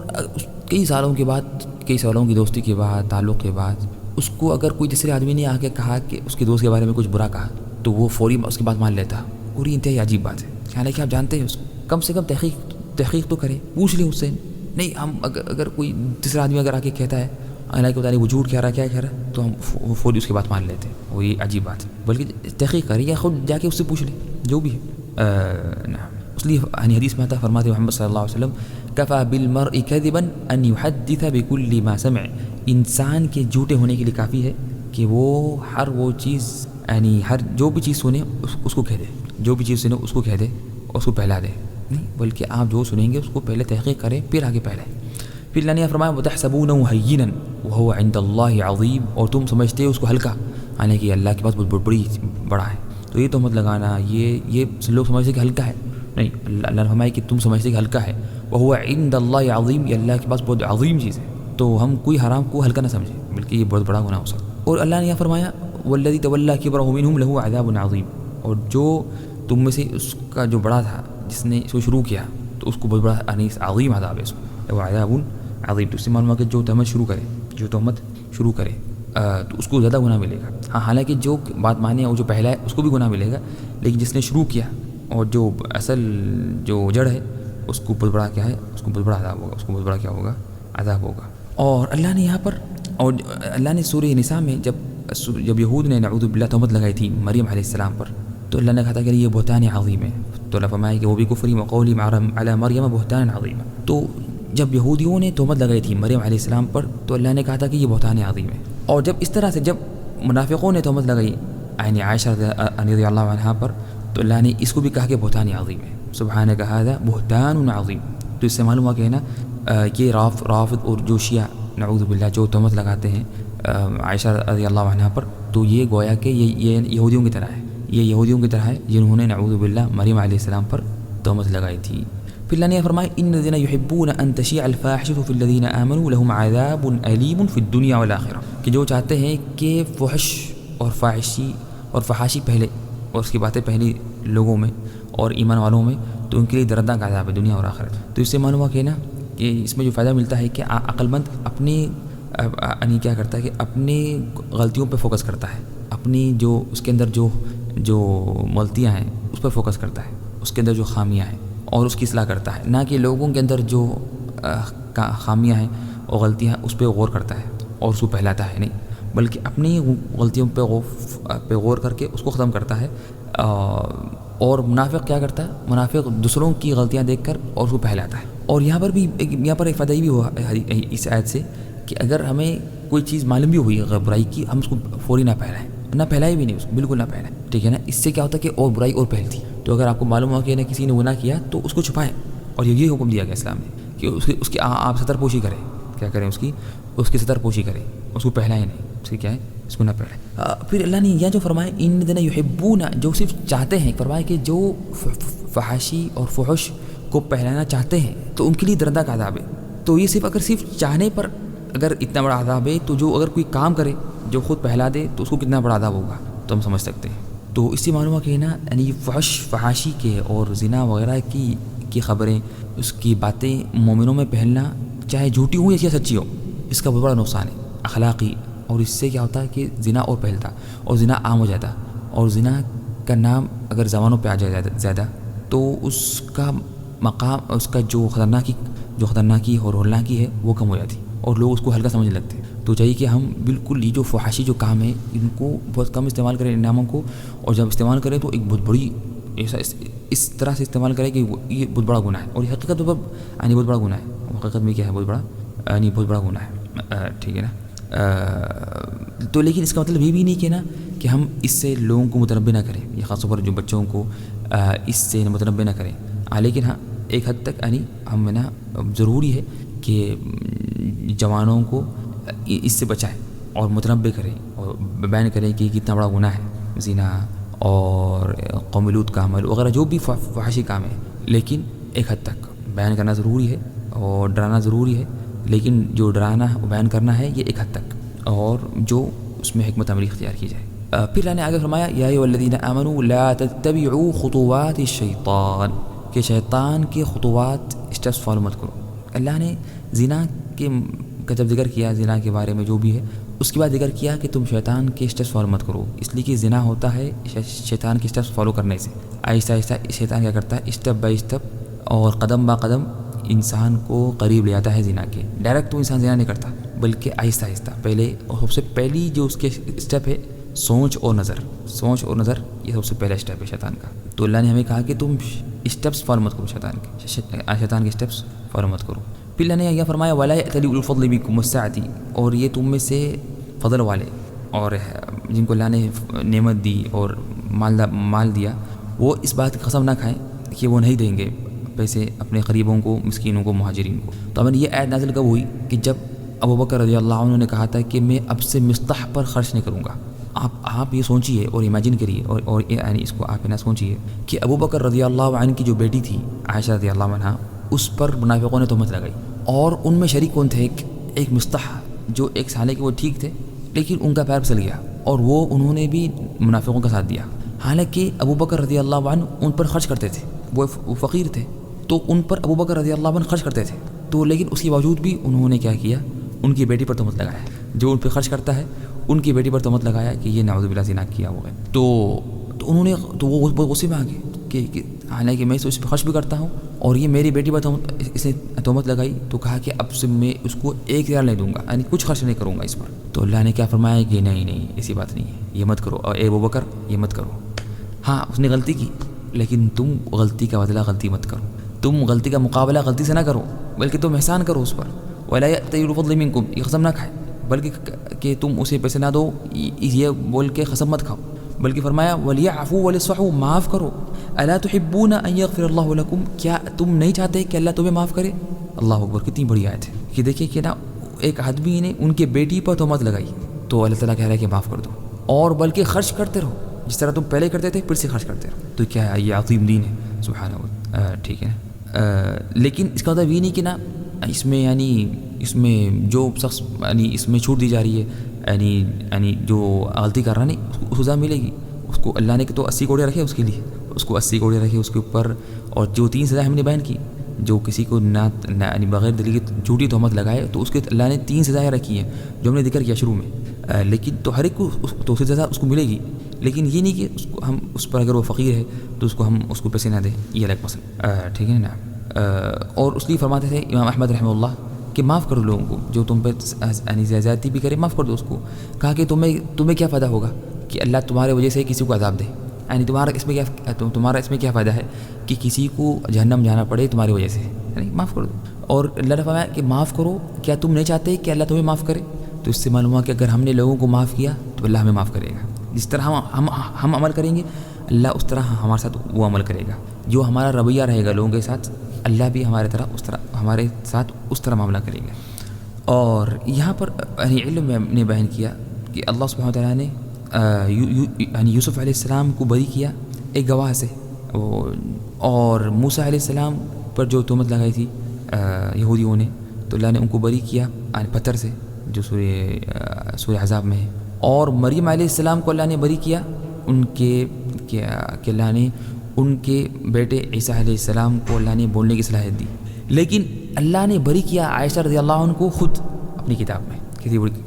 تو اس سے معلوم ہوتا ہے کہ نا یہ کتنا بڑا مقام تھا محمد صلی اللہ علیہ وسلم کا، اس لیے کہ عائشہ رضی اللہ عنہ کا مقام ہوا اللہ کے رسول محمد صلی اللہ علیہ وسلم سے، تو اللہ نے اور تو چاہا کہ محمد صلی اللہ علیہ وسلم کی بیوی کی برات اللہ خود کرے اپنی کتاب میں، اس لیے کہ یعنی محمد صلی اللہ یعنی یہ نہ ہو کہ یہ کوئی نہ کہے کہ نعوذ باللہ محمد صلی اللہ علیہ وسلم کی بیوی کچھ غلط کام کرتی ہے، تو اللہ نے باقی یوسف علیہ السلام، مریم علیہ السلام، موسیٰ علیہ السلام سب کی برات کی دنیا کی کوئی چیز سے، دنیا کی چیز سے، لیکن عائشہ رضی اللہ عنہ کی برات کی ذمہ داری اللہ نے خود لی، اور اللہ نے خود اپنی کتاب میں اپنے کلام میں ان کی برات کا ذکر کیا نا۔ اور اس کے بعد اللہ نے یہ فرمایا کہ یوم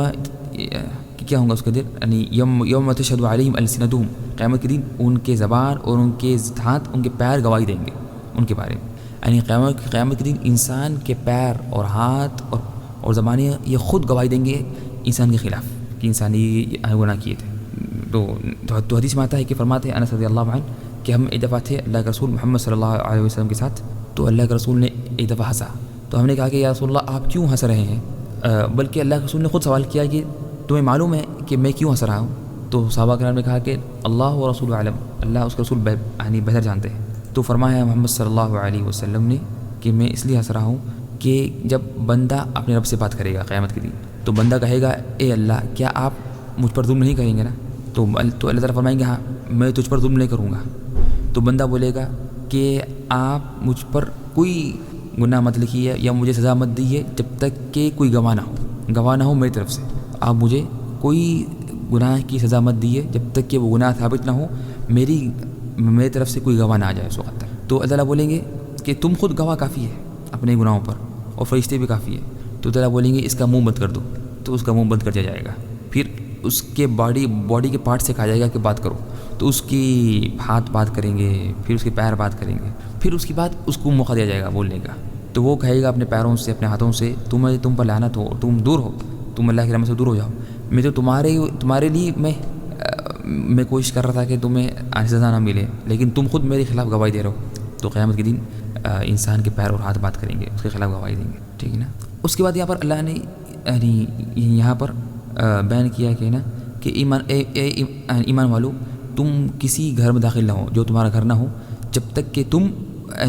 دو کام نہ کر لو، حتی تستأنسوا وتسلموا علی اہلہا، جب تک کہ تم ان سے نا پرمیشن نہ لو اور اجازت نہ مانگ لو اور سلام نہ کرو۔ تو دو اللہ نے یہاں پر کیا کیا، دو آداب کا ذکر کیا جب اگر ہمیں چاہتے ہیں اگر ہم کسی گھر میں داخل نہ ہو جو ہمارا گھر نہ ہو، اور جو حدیث میں آتا فرماتے ہیں محمد صلی اللہ علیہ وسلم یستأذن احدکم ثلاثا فلم یؤذن له فلیرجع، اگر مانگی اجازت گھر میں داخل ہونے کی 3 بار لیکن پھر بھی انہیں نہیں ملی اجازت تو واپس لوٹ جاؤ۔ اور یہاں پر اور جو اللہ نے جو کہا کہ یہاں پر سلام کرو اور اس سے پہلے تم جانے سے پہلے اجازت طلب کرو، اس کے بہت اور یہ کیوں اس کی بہت سے اس کے فائدے ہیں، اور جو اہم چیز ہے کہ اگر کوئی شخص داخل ہو جائے بغیر پرمیشن کے تو اس کے بہت وہ ہوں گے نقصانات، کہ انسان کی ممکن نظر پڑ جائے ایسی چیزوں پر جو گھر والے نہ چاہتے ہوں کہ لوگ دیکھیں، اس لیے فرماتے ہیں محمد صلی اللہ علیہ وسلم انما جعل الاستئذان من اجل البصر، کہ استئذان اور اجازت جو اللہ نے رکھی ہے اس لیے کہ تاکہ انسان یعنی کوئی انسان کے اندر ایسی چیز بنا پڑے جو گھر والے نہ چاہتے ہوں کہ وہ دیکھے لوگوں کو، اور بلا سے گوری بھی کیا ہے اس سے نعوذ باللہ پھر حرام وغیرہ بھی پھیل سکتا ہے، ٹھیک ہے نا۔ پھر اللہ نے اس کا آگے فرمایا قل للمؤمنین یغضوا من ابصارہم، کہ اللہ نے کہا کہ اے نبی آپ کہیے مومنوں سے کہ اپنی نگاہوں کی حفاظت کریں، ویحفظوا فروجہم، اور اپنی شرمگاہوں کی حفاظت کریں۔ تو اللہ نے یہاں پر فرمایا کہ نا مومنوں کو سے حکم دیا کہ اپنی نگاہوں کی حفاظت کرو، اس لیے اگر تم اپنی نگاہوں کی حفاظت کرو گے تو تمہارے شرمگاہ محفوظ رہیں گے۔ ویحفظوا فروجہم، اس کے بعد اس لیے کہا فوری ویحفظوا فروجہم، اور اس لیے کہ نا نگاہ کی اگر نگاہوں کی اگر حفاظت نہ ہو اور نگاہ نیچی نہ ہو تو اس سے حرام ہو سکتا ہے۔ اور سب سے بڑا نقصان آج کل جو ہو رہا ہے، جو بڑا فتنہ ہے، وہ نگاہوں کی حفاظت نہیں کرنا۔ اکثر جو گناہ ہو رہے ہیں آج کل، یا جو نماز میں خشوع نہیں ہو رہا، جو عبادت میں مزہ نہیں آ رہا ہے، اس کی وجہ کیا ہے کہ انسان نگاہ کی حفاظت نہیں کرتا ہے، نگاہ کی حفاظت نہیں کرتا، ٹھیک ہے نا۔ اور چاہیے کہ انسان یہ یاد کرے کہ یہ آنکھ اللہ کی نعمت ہے، اللہ نے اس کی نعمت دی، تو اس کو کس طرح وہ استعمال کرتا ہے ایک حرام چیز میں، کس طرح اس کو استعمال کرتا ہے وہ حرام چیز میں۔ اور یہاں پر اہل علم نے یہاں بیان کیا کہ نا جس طرح مرد کو اللہ نے حکم دیا اس طرح عورت کو بھی حکم دیا۔ اللہ نے فرمایا وقل للمؤمنات یغضضن من ابصارهن، کہ اے نبی آپ کہیے مومنہ عورتوں سے بھی کہ وہ اپنی نگاہوں کی حفاظت کریں۔ تو جس طرح حکم ہے مردوں کو کہ وہ نگاہوں کی حفاظت کریں، اس طرح سے حکم دیا گیا مردوں کو کہ وہ ہے نا نگاہ نیچے، اس طرح سے عورتوں کو بھی حکم دیا گیا کہ وہ نگاہ نیچے رکھیں۔ تو نعم، اور اہل علم نے یہ بیان کیا کہ نگاہ یعنی اپنی نگاہیں نیچے کرنا اور نگاہوں کی حفاظت کرنے کے کتنے بڑے فائدے ہیں۔ تو یہاں پر 10 فائدے بیان کیے امام ابن قیم رحمہ اللہ نے۔ پہلا فائدہ یہ ہے کہ اس میں یہ اللہ کا حکم پر عمل ہے، یہ اللہ کا حکم ہے، اس پر عمل ہوگا۔ دوسرا فائدہ یہ ہے کہ اس سے نا غلط چیزیں انسان کے دل تک نہیں پہنچتی، انسان کے دل تک نہیں پہنچتی، اس لیے کہ نا آنکھ اور دل کا بہت گہرا تعلق ہے۔ جو انسان آنکھ سے دیکھتا ہے وہ ڈائریکٹ اس کے دل پہ جاتی ہے، تو ممکن ہے کبھی انسان ایک دفعہ کوئی غلط حرام چیز دیکھ لے، وہ اس کے دل کو خراب کر دے اور اس کے دل پہ اثر کرے اور اس کی ہلاکت ہو جائے۔ اور تیسری چیز، انسان اگر نگاہوں کی حفاظت کرے گا اس کا فائدہ یہ ہے، تیسرا فائدہ کہ اس میں انسان کو اللہ سے اس کا دل آنے قریب ہو جائے گا اور جڑ جائے گا۔ تو جو اگر نگاہوں سے مزے لے تو اس کو اللہ کے سے قریب ہونے کا مزہ نہیں ملے گا، اور جو نگاہوں کی حفاظت کرے تو اس کو اللہ سے قریب ہونے کا مزہ ملے گا۔ اور اس طرح سے اس سے دل قوی ہوتا ہے، مضبوط ہوتا ہے، اور دل کو خشوع ہوتی ہے۔ اور اس طرح سے پانچواں جو فائدہ ہے اس کا کہ اس سے دل میں نور آتا ہے، اور اللہ نے اس کا ذکر کیا سورہ نور میں، تو اس سے معلوم ہوا کہ جو نگاہوں کی حفاظت کرے اس سے اس کے دل میں نور آتا ہے۔ اور چھٹواں جو فائدہ ہے کہ اس سے مومن کے دل میں یعنی وہ آتی ہے حق اور باطل میں فرق کرنے کی تمیز آتی ہے، اس لیے کہ جب اس نے یعنی حرام چیز کی طرف اس نے نہیں دیکھا اور اس نے نگاہوں کی حفاظت کی، تو اللہ نے کیا کیا، اس کے بدلے اس کو وہ عطا کی بصیرت اور عقل مندی، اور عطا کی فراست عطا کی، اور چالاکی، اور حق اور باطل میں فرق کرنے کی توفیق عطا کی۔ اور ساتواں جو فائدہ ہے کہ اس سے انسان کے دل میں وہ آتی ہے شجاعت اور ثبات آتی ہے۔ اور آٹھویں چیز، اس سے شیطان کو دل میں آنے کا راستہ نہیں ملتا، شیطان کو دل میں آنے کا راستہ نہیں ملتا۔ اور اس طرح سے نویں چیز، اس سے انسان اپنے کام میں لگا ہوا رہتا اور اس کا دماغ خالی ہو رہتا اور اپنے کام میں لگا ہوا رہتا، ورنہ اگر کوئی چیز دیکھ لے تو پھر اس کی سوچ اسی پہ لگی رہتی، تو اس کا پھر دماغ مشغول ہو جاتا، اس کی سوچ یعنی بزی ہو جاتی، پھر اپنے کام میں اس کا دل نہ لگتا نہ وہ کام کرتا، ٹھیک ہے نا۔ تو اور اگر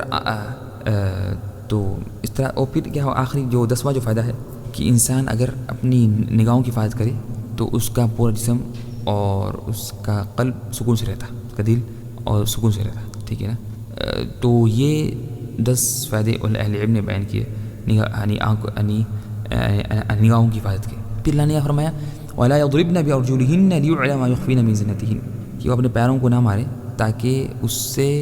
زینت یعنی جو آواز ہوتی ہے، عورتوں کو اللہ نے حکم دیا کہ زمین پہ پیروں کو نہ مارے زور سے تاکہ اس کی آواز نہ آئے۔ تو دیکھیں یہاں پر اللہ تعالیٰ نے اس کو بھی منع کیا، یعنی یہ چیز کو منع کیا کہ عورتیں کیا کریں، ہر وہ چیز سے بچ جائیں، ہر وہ کام نہ کریں جس سے فتنہ ہو یا جس سے نا یعنی اور مرد ان کی طرف دیکھیں، ٹھیک ہے نا۔ لیکن آج کل الٹا ہو رہا ہے، آج کل عورتیں ہر وہ ایسے کام کر رہی ہیں جس سے مرد ان کی طرف دیکھیں، خوبصورتی اختیار کر رہی ہے وغیرہ وغیرہ، بلا شک یہ غلط ہے۔ اللہ نے یہ فرمایا وَتُوبُوا إِلَى اللَّهِ جَمِيعًا أَيُّهَا الْمُؤْمِنُونَ لَعَلَّكُمْ تُفْلِحُونَ، اور سب تم توبہ کرو مومن سب تاکہ تم کامیاب ہو جاؤ۔ تو اللہ نے یہ حکم دیا توبہ کا سارے مومنوں کو، تو ہر ایک کو توبہ کرنے کا اللہ نے حکم دیا، چاہے وہ مومن ہو، چاہے وہ عالم ہو، نیک ہو، جو بھی ہو، ہر ایک کو اللہ نے حکم دیا۔ اور یہاں پر اہل علم نے بیان کیا کہ جب اللہ نے حکم دیا کہ عورتیں زمین پہ پیر نہ ماریں تاکہ اسے فتنہ نہ ہو، تو کیا اللہ تعالیٰ حکم دے گا کہ نہ وہ اپنا چہرہ کھلا رکھے؟ تو بلا شک جس پہ اکثر علماء کا اتفاق ہے کہ چہرے کا پردہ ہے لازمی ضروری ہے عورتوں کے لیے، اس لیے کہ انسان کی زینت یعنی عورت کی زینت ہوتی ہے اس کے چہرے پہ۔ تو کچھ لوگ سمجھتے ہیں کہ حجاب صرف اسکارف پہننے کافی ہے، نہیں بلکہ نقاب پہننا اور چہرے کو ڈھانپنا یہ ضروری ہے حجاب کے لیے، ٹھیک ہے نا۔ پھر اللہ نے یہاں آگے فرمایا ان یکونوا فقراء یغنیہم اللہ من فضلہ، کہ شادی کرا دو کہ اگر یہ فقیر ہیں تو اللہ تعالیٰ ان کو مالدار کرے گا۔ تو یہ بات صحیح ہے کہ شادی سے انسان کیا ہوتا ہے، شادی سے انسان کو مالداری حاصل ہوتی ہے، اور یہ حدیث میں بھی ہے ثلاث حق علی اللہ یعونہم، 3 ایسے لوگ ہیں جن پر اللہ نے اپنے اوپر حق کر لیا کہ ان کی مدد کرنا، اور ایک اس میں ہے کہ الناکح الذی یرید العفاف، ایسا جو شادی کرنا چاہتا ہے، جو انسان جو چاہتا ہے کہ وہ اپنے آپ کو پاک کرے، جو پاک دامنی چاہتا ہے، تو اللہ نے کہا کہ یہ اللہ پر حق ہے کہ اللہ ان کی مدد کرنا۔ تو جو لوگ سمجھتے ہیں کہ شادی سے غربت آئے گی، فقیری آئے گی، نہیں بلکہ الٹا ہے۔ لیکن پھر اللہ نے آگے یہ بھی بیان کیا وَلْيَسْتَعْفِفِ الَّذِينَ لَا يَجِدُونَ نِكَاحًا حَتَّىٰ يُغْنِيَهُمُ اللَّهُ مِن فَضْلِهِ، اور وہ صبر کریں، اور جن کو اللہ نے پیسے نہیں دیا یا نکاح کی طاقت نہیں ہے جب تک اللہ انہیں مالدار نہ کرے۔ تو اس میں شادی کے معاملے میں بیچ کا راستہ اختیار کرنا ہے کہ اگر کسی کے پاس کوئی پیسے بالکل نہیں ہے تو وہ یعنی آگے نہ بڑھے اور جلد بازی نہ کرے، اور جس کے پاس پیسے ہے لیکن وہ ڈر رہا ہے شاید میں غریب ہو جاؤں گا، تو نہیں شادی کرے، ٹھیک ہے نا۔ تو کچھ لوگ پیسے رہتے ہیں لیکن پھر بھی نہیں کرتے، اس لیے کہ ڈر ہے شاید میں غریب ہو جاؤں گا یا یوں ہوں گا، نہیں یہ بھی نہ ہو، اور یہ بھی نہ ہو کہ اس کے پاس کچھ ہے ہی نہیں شادی کرنے کے، نہ مہر کے پیسے ہے نہ کچھ ہے، تو وہ بھی آگے نہ بڑھے بلکہ وہ صبر کرے اور محنت کرے، پھر اللہ تعالیٰ اگر دیا تو پھر آگے بڑھے۔ پھر اللہ نے یہاں پر ذکر کیا یعنی مردوں کی صفات کہ مرد کون ہوتے ہیں، فرمایا رجال، جو مرد کون ہوتے ہیں، لا تلہیم تجارت، انہیں کاروبار، ولا بیع، نہ خریداری، یہ چیزیں انہیں دور نہیں کرتی اللہ کے ذکر سے، یعنی کاروبار دنیا انہیں غافل نہیں کرتی ہے اللہ کے ذکر سے، اور کس سے، نماز پڑھنے سے اور زکوٰۃ دینے سے، اور یہ اللہ سے کیا ڈرتے ہیں، یخافون یومن، نعم، تو یہ اللہ تعالیٰ سے اور قیامت کے جو قیامت کا جو دن ہے اس سے ڈرتے ہیں کہ شاید اس میں وہ ہلاک تو نہ ہو جائے، ٹھیک ہے نا۔ اور اللہ نے فرمایا فی بیوت اذن اللہ ان ترفع، کہ جو اللہ کے گھر ہیں اس میں اللہ نے اس میں کہا کہ اللہ کا ذکر اس میں بلند کیا جائے اور اللہ کا ذکر کیا جائے۔ تو اس سے معلوم ہوا کہ نا مردوں کو ضروری ہے کہ وہ نماز پڑھیں مسجدوں میں، نہ کہ گھروں میں، لیکن افسوس یہ ہے کہ آج کل بہت سے مرد نماز مسجد پڑھنے نہیں آتے، اور بلا شک غلط ہے۔ پھر اللہ نے فرمایا وَإِن تُطِيعُوهُ تَهْتَدُوا، اگر تم رسول کی اگر اطاعت کرو گے تو تم ہدایت یافتہ ہوگے، تو اس سے معلوم ہوا کہ نا اللہ کے رسول صلی اللہ علیہ وسلم کی اطاعت کرنا یہ ضروری ہے، اور ہدایت کے لیے جو اللہ کے رسول صلی اللہ علیہ وسلم کی اتباع نہ کرے گا اسے ہدایت نہیں ملے گی۔ پھر اللہ نے آگے فرمایا وعد اللہ الذین آمنوا منکم وعملوا الصالحات لیستخلفنہم فی الارض، اللہ نے وعدہ کیا جنہوں نے ایمان لایا اور نیک عمل کیا کہ ضرور بضرور انہیں زمین میں خلافت دے گا اور بادشاہت دے۔ پھر آگے فرمایا یعبدوننی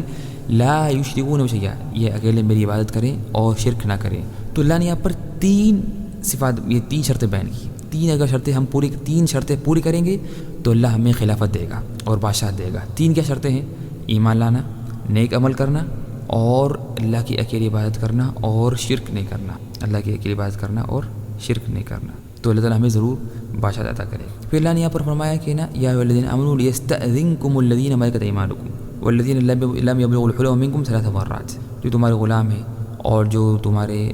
ایسے بچے جو ابھی بالغ نہ ہوئے وہ تمہارے سے یعنی پرمیشن لیں تمہارے اندر روم میں آنے کے لیے، تمہارے پاس آنے کے لیے، یعنی کب؟ 3 ٹائم، اس لیے 3 ٹائم جب انسان کب؟ فجر سے پہلے، اور ظہر کے بعد جب انسان آرام کرتا ہے، اور عشاء کے بعد۔ تو ان تینوں ٹائم میں بھی اللہ نے حکم دیا کہ جو چھوٹے بچے ہیں جو ابھی بالغ نہیں ہوئے وہ کیا کریں، آنے سے پہلے پرمیشن لیں۔ تو چاہیے کہ نا، تو یہ ضروری ہے کہ ماں باپ اپنے بچوں کو سکھائیں، اور اللہ نے یہ حکم دیا ماں باپ کو کہ تمہارے سے اجازت طلب کریں۔ تو یہاں پر خطاب اللہ نے بڑوں سے کیا تاکہ وہ بچوں کو یہ بات سکھائیں۔ تو یہ ضروری ہے کہ ماں باپ بچوں کی تربیت کریں آداب پر اور اچھے اخلاق پر، کہ وہ کس طرح جب بھی اگر وہ چاہتے ہیں کہ بچے چھوٹے بھی ہوں تو یہ اوقات میں اگر وہ چاہتے ہیں کہ وہ ماں باپ کے روم میں آئیں، ان کے بیڈ روم میں جائیں، تو وہ پہلے ان سے ناک کریں ڈور کو اور ان سے پرمیشن لیں، پھر وہ اندر آئیں، پھر وہ کیا کریں، پھر وہ اندر آئیں، ٹھیک ہے نا۔ تو یہ اسلام ایک پاک دامنی کا، ایک ستر پوشی کا دین ہے، اور یہ نہیں کہنا کہ یہ تو ابھی چھوٹے ہیں، نہیں، چھوٹے ہیں تو بھی ضروری ہے، ورنہ جو بڑے ہیں تو وہ تو ہمیشہ ہی، جو بالغ ہو گئے تو ہمیشہ، لیکن جو چھوٹے بھی ہیں ان کو اللہ نے حکم دیا کہ 3 ٹائم ضروری ہے کہ وہ اندر آنے سے پہلے کیا کرے، وہ ہے نا پرمیشن لیں۔ اور تو اس سے معلوم ہوا کہ نا یہ 3 ٹائم کے علاوہ ٹائم پہ وہ آ سکتے ہیں بغیر پرمیشن کے بھی نا۔ پھر اللہ نے فرمایا کہ نا جو عورتیں بڑی ہو گئی ہیں، اب جن سے کوئی شادی کرنے کی امید نہیں رکھتا، یعنی شادی کرنے کی خواہش نہیں رکھتا، وہ یعنی کچھ یعنی حجاب کو کم کر سکتی ہے۔ شرط کیا ہے؟ غیر متبرجات بزینہ، لیکن وہ بھی ظاہر نہ کرے زینت کو۔ سبحان اللہ، یعنی جو بوڑھی عورتیں ہو گئی، اب ان سے کوئی شادی کرنے کی خواہش کسی کو نہیں ہوگی، تو اللہ نے کہا کہ ہاں یہ کچھ ہلکا کر سکتی ہیں، کچھ ان پہ اللہ نے کہا کہ چلو ان کے لیے کچھ معاف ہے، لیکن کہا کہ پھر بھی شرط کیا ہے؟ غیر متبرجات بزینہ، یہ بھی کیا کرے؟ زینت کو ظاہر نہ کرے، یہ بھی کیا کرے؟ زینت کو ظاہر نہ کرے۔ یہ شرط ہے، یہ کیا ہے؟ یہ شرط ہے۔ پھر آگے پر بلکہ اور کیا آگے کیا کہا؟ وَإِن يَسْتَعْفِفْنَ خَيْرٌ لَهُنَّ، اگر یہ بھی اختیار کرے پاک دامنی اور یہ مکمل حجاب کرے تو ان کے لیے بہتر ہے۔ یہ کیا ہے؟ یہ ان کے لیے بہتر ہے۔ پھر اللہ نے اس کے یہاں پر آگے فرمایا کہ تمہیں حرج نہیں ہے کہ تم کھانا کھاؤ اپنے گھروں میں سے، یا اپنے والدین کے، اپنے بیٹوں کے، اپنے بھائیوں کے، بہنوں کے، کہ تم حرج نہیں ہے کہ تم ان کے گھروں سے کھانا کھا سکتے ہو۔ یعنی اس کا مطلب کہ اگرچہ بغیر ان سے پوچھے گئے، لیکن اگر معلوم ہو کہ وہ کہتے ہیں کہ نہیں، اگر وہ راضی نہیں ہے تو نہ کھائیں گے، ٹھیک ہے نا، لیکن اگر وہ جانتے ہیں کہ راضی ہے تو ہم جا کے کھا سکتے ہیں بغیر ان سے پوچھے کے، اس لیے کہ نا یہ سب قریب کے لوگ ہیں۔ خاص طور پر یہ پہلے زمانے میں یہ سب کے گھر کھلے ہوتے ہیں، اور خاص طور پر جو قریب بھائی بہن ہوتے، ماں باپ، بیٹے بیٹی، ماموں، خالہ، دوئی خالہ، اور اس طرح سے چاچا وغیرہ، تو یہ ان کے گھر کھلے ہوتے، تو یعنی ہر کوئی تو اللہ نے کہا کہ حرج نہیں کہ تم کیا کرو، جا کے کسی کے گھر جا کے کھانا کھا لو، لیکن شرط یہ ہے کہ معلوم ہو کہ وہ غصے میں نہ آئے، وہ راضی ہوں۔ اگر معلوم کہ وہ نہیں، وہ کہا کہ وہ راضی ہوتے تو کیا کریں گے؟ نہیں جائیں گے، تو نہیں جائیں گے۔ اب اگر نہیں معلوم کہ راضی ہے یا نہیں ہے، تو ہم دیکھیں گے کہ عادت کیا ہے، یعنی کیا چل رہا ہے، عرف کیا اس زمانے میں عادت ہے کہ یہ عرف ہے معاشرے میں کہ چاچو یا ماموں یا بھائی بہن کے گھر جا کے کھانا کھا لینا بغیر پوچھے کے، تو اگر ایسی عادت ہے تو پھر کر سکتے ہیں، لیکن اگر عادت نہیں ہے تو پھر وہ ایسا نہیں کریں گے، ٹھیک ہے نا۔ تو یہ جو سورہ نور کی جو آیت ہے کہ وَلَا عَلَىٰ أَنفُسِكُمْ أَن تَأْكُلُوا مِن بُيُوتِكُمْ وَبُيُوتِ آبَائِكُمْ وَأُمَّهَاتِكُمْ وَإِخْوَانِكُمْ وَأَخَوَاتِكُمْ، کہ حرج نہیں ہے کہ تم کھانا کھاؤ بغیر پوچھے کے، اپنے بھائیوں کے، ماں کے، بیٹے کے، چاچا ماموں کے گھر سے بغیر پوچھے کے کھانا کھاؤ، یہ اگر عادت ہو، اگر اس کی عادت ہے۔ اگر عادت نہیں ہے تو پھر ہم یہ نہیں کریں گے، یہ کام نہیں کریں گے۔ پھر اللہ نے سورہ نور کے آخری میں فرمایا کہ مومن تو وہی ہوتے جب وہ اگر ساتھ میں ہوتے ہیں اللہ کے رسول محمد صلی اللہ علیہ وسلم کے ساتھ، تو وہ وہاں سے نہیں ہٹتے جب تک کہ ان سے پوچھ لیں، یعنی ان سے نہ پوچھ لیں اور ان سے اجازت طلب نہ کر لیں، پرمیشن۔ تو اللہ نے یہاں پر ہمیں ایک یہاں پر ادب سکھایا، کہ یہاں پر ادب سکھایا مومنوں کو کہ جب وہ ساتھ میں ہوں محمد صلی اللہ علیہ وسلم کے ساتھ، تو وہ اس وقت تک نہ جائیں جب تک کہ وہ محمد صلی اللہ علیہ وسلم سے پرمیشن نہ لیں اور اسے پوچھ نہ لیں کہ مجھے جانا ہے، ٹھیک ہے نا۔ تو یہ ادب ہے، اور یہ ہمیشہ ہے، یعنی چاہے اگر محمد صلی اللہ علیہ وسلم کے ساتھ ہو یا اس کے بعد کوئی استاد کے ساتھ یا کوئی بڑے کے ساتھ، چاہے بادشاہ ہو، تو چاہیے کہ جب انسان کیا کرے اس وقت تک نہ نکلے باہر، کوئی میٹنگ تھی، کوئی میٹنگ ہو وغیرہ، تو اس وقت تک نہ نکلے جب تک کہ وہ جو بڑا ہے اس سے نہ پوچھ لے یا اس سے پرمیشن نہ لے لے۔ تو یہ اللہ پھر یہاں پر اللہ نے یہاں پر سورہ نور کے آخری فرمایا لا تجعلوا دعاء الرسول بینکم کدعاء بعضکم بعضا، تم اللہ کے رسول کو اس طرح مت پکارو جس طرح تم پکارتے ہو آپس میں ایک دوسروں کو، بلکہ جب تم پکارو اللہ کے رسول محمد صلی اللہ علیہ وسلم کو تو ادب سے پکارو، اور یہ ان کی آنے زندگی میں بھی ہے اور ان کے مرنے کے بعد بھی۔ تو جب بھی ہم نام لیں محمد صلی اللہ علیہ وسلم کا تو ادب سے لیں اور درود بھیجیں وغیرہ۔ پھر اللہ نے آخری فرمایا کہ فَلْيَحْذَرِ الَّذِينَ يُخَالِفُونَ عَنْ أَمْرِهِ أَن تُصِيبَهُمْ فِتْنَةٌ أَوْ يُصِيبَهُمْ عَذَابٌ أَلِيمٌ، تو وہ ڈر کے رہیں جو بات نہیں مانتے محمد صلی اللہ علیہ وسلم کی اور ان کی بات کی مخالفت کرتے ہیں، کہ شاید کہ قریب انہیں فتنہ لگ جائے گا یا انہیں دردناک عذاب ملے گا۔ تو جو بھی محمد صلی اللہ علیہ وسلم کی بات کی مخالفت کرتا ہے تو یا اسے فتنہ لگے گا یا فتنہ میں واقع ہوگا یا اسے دردناک عذاب ملے گا۔ تو یہ کچھ اہم فائدے ہیں جو ہم نے ذکر کیا، اور بہت فائدے ہیں لیکن یہ کچھ اہم فائدے ہیں جو ہم نے ذکر کیا 18ویں پارے کے۔ وصلی اللہ علیہ نبینا محمد وعلی آلہ وصحبہ اجمعین۔ السلام علیکم ورحمۃ اللہ وبرکاتہ۔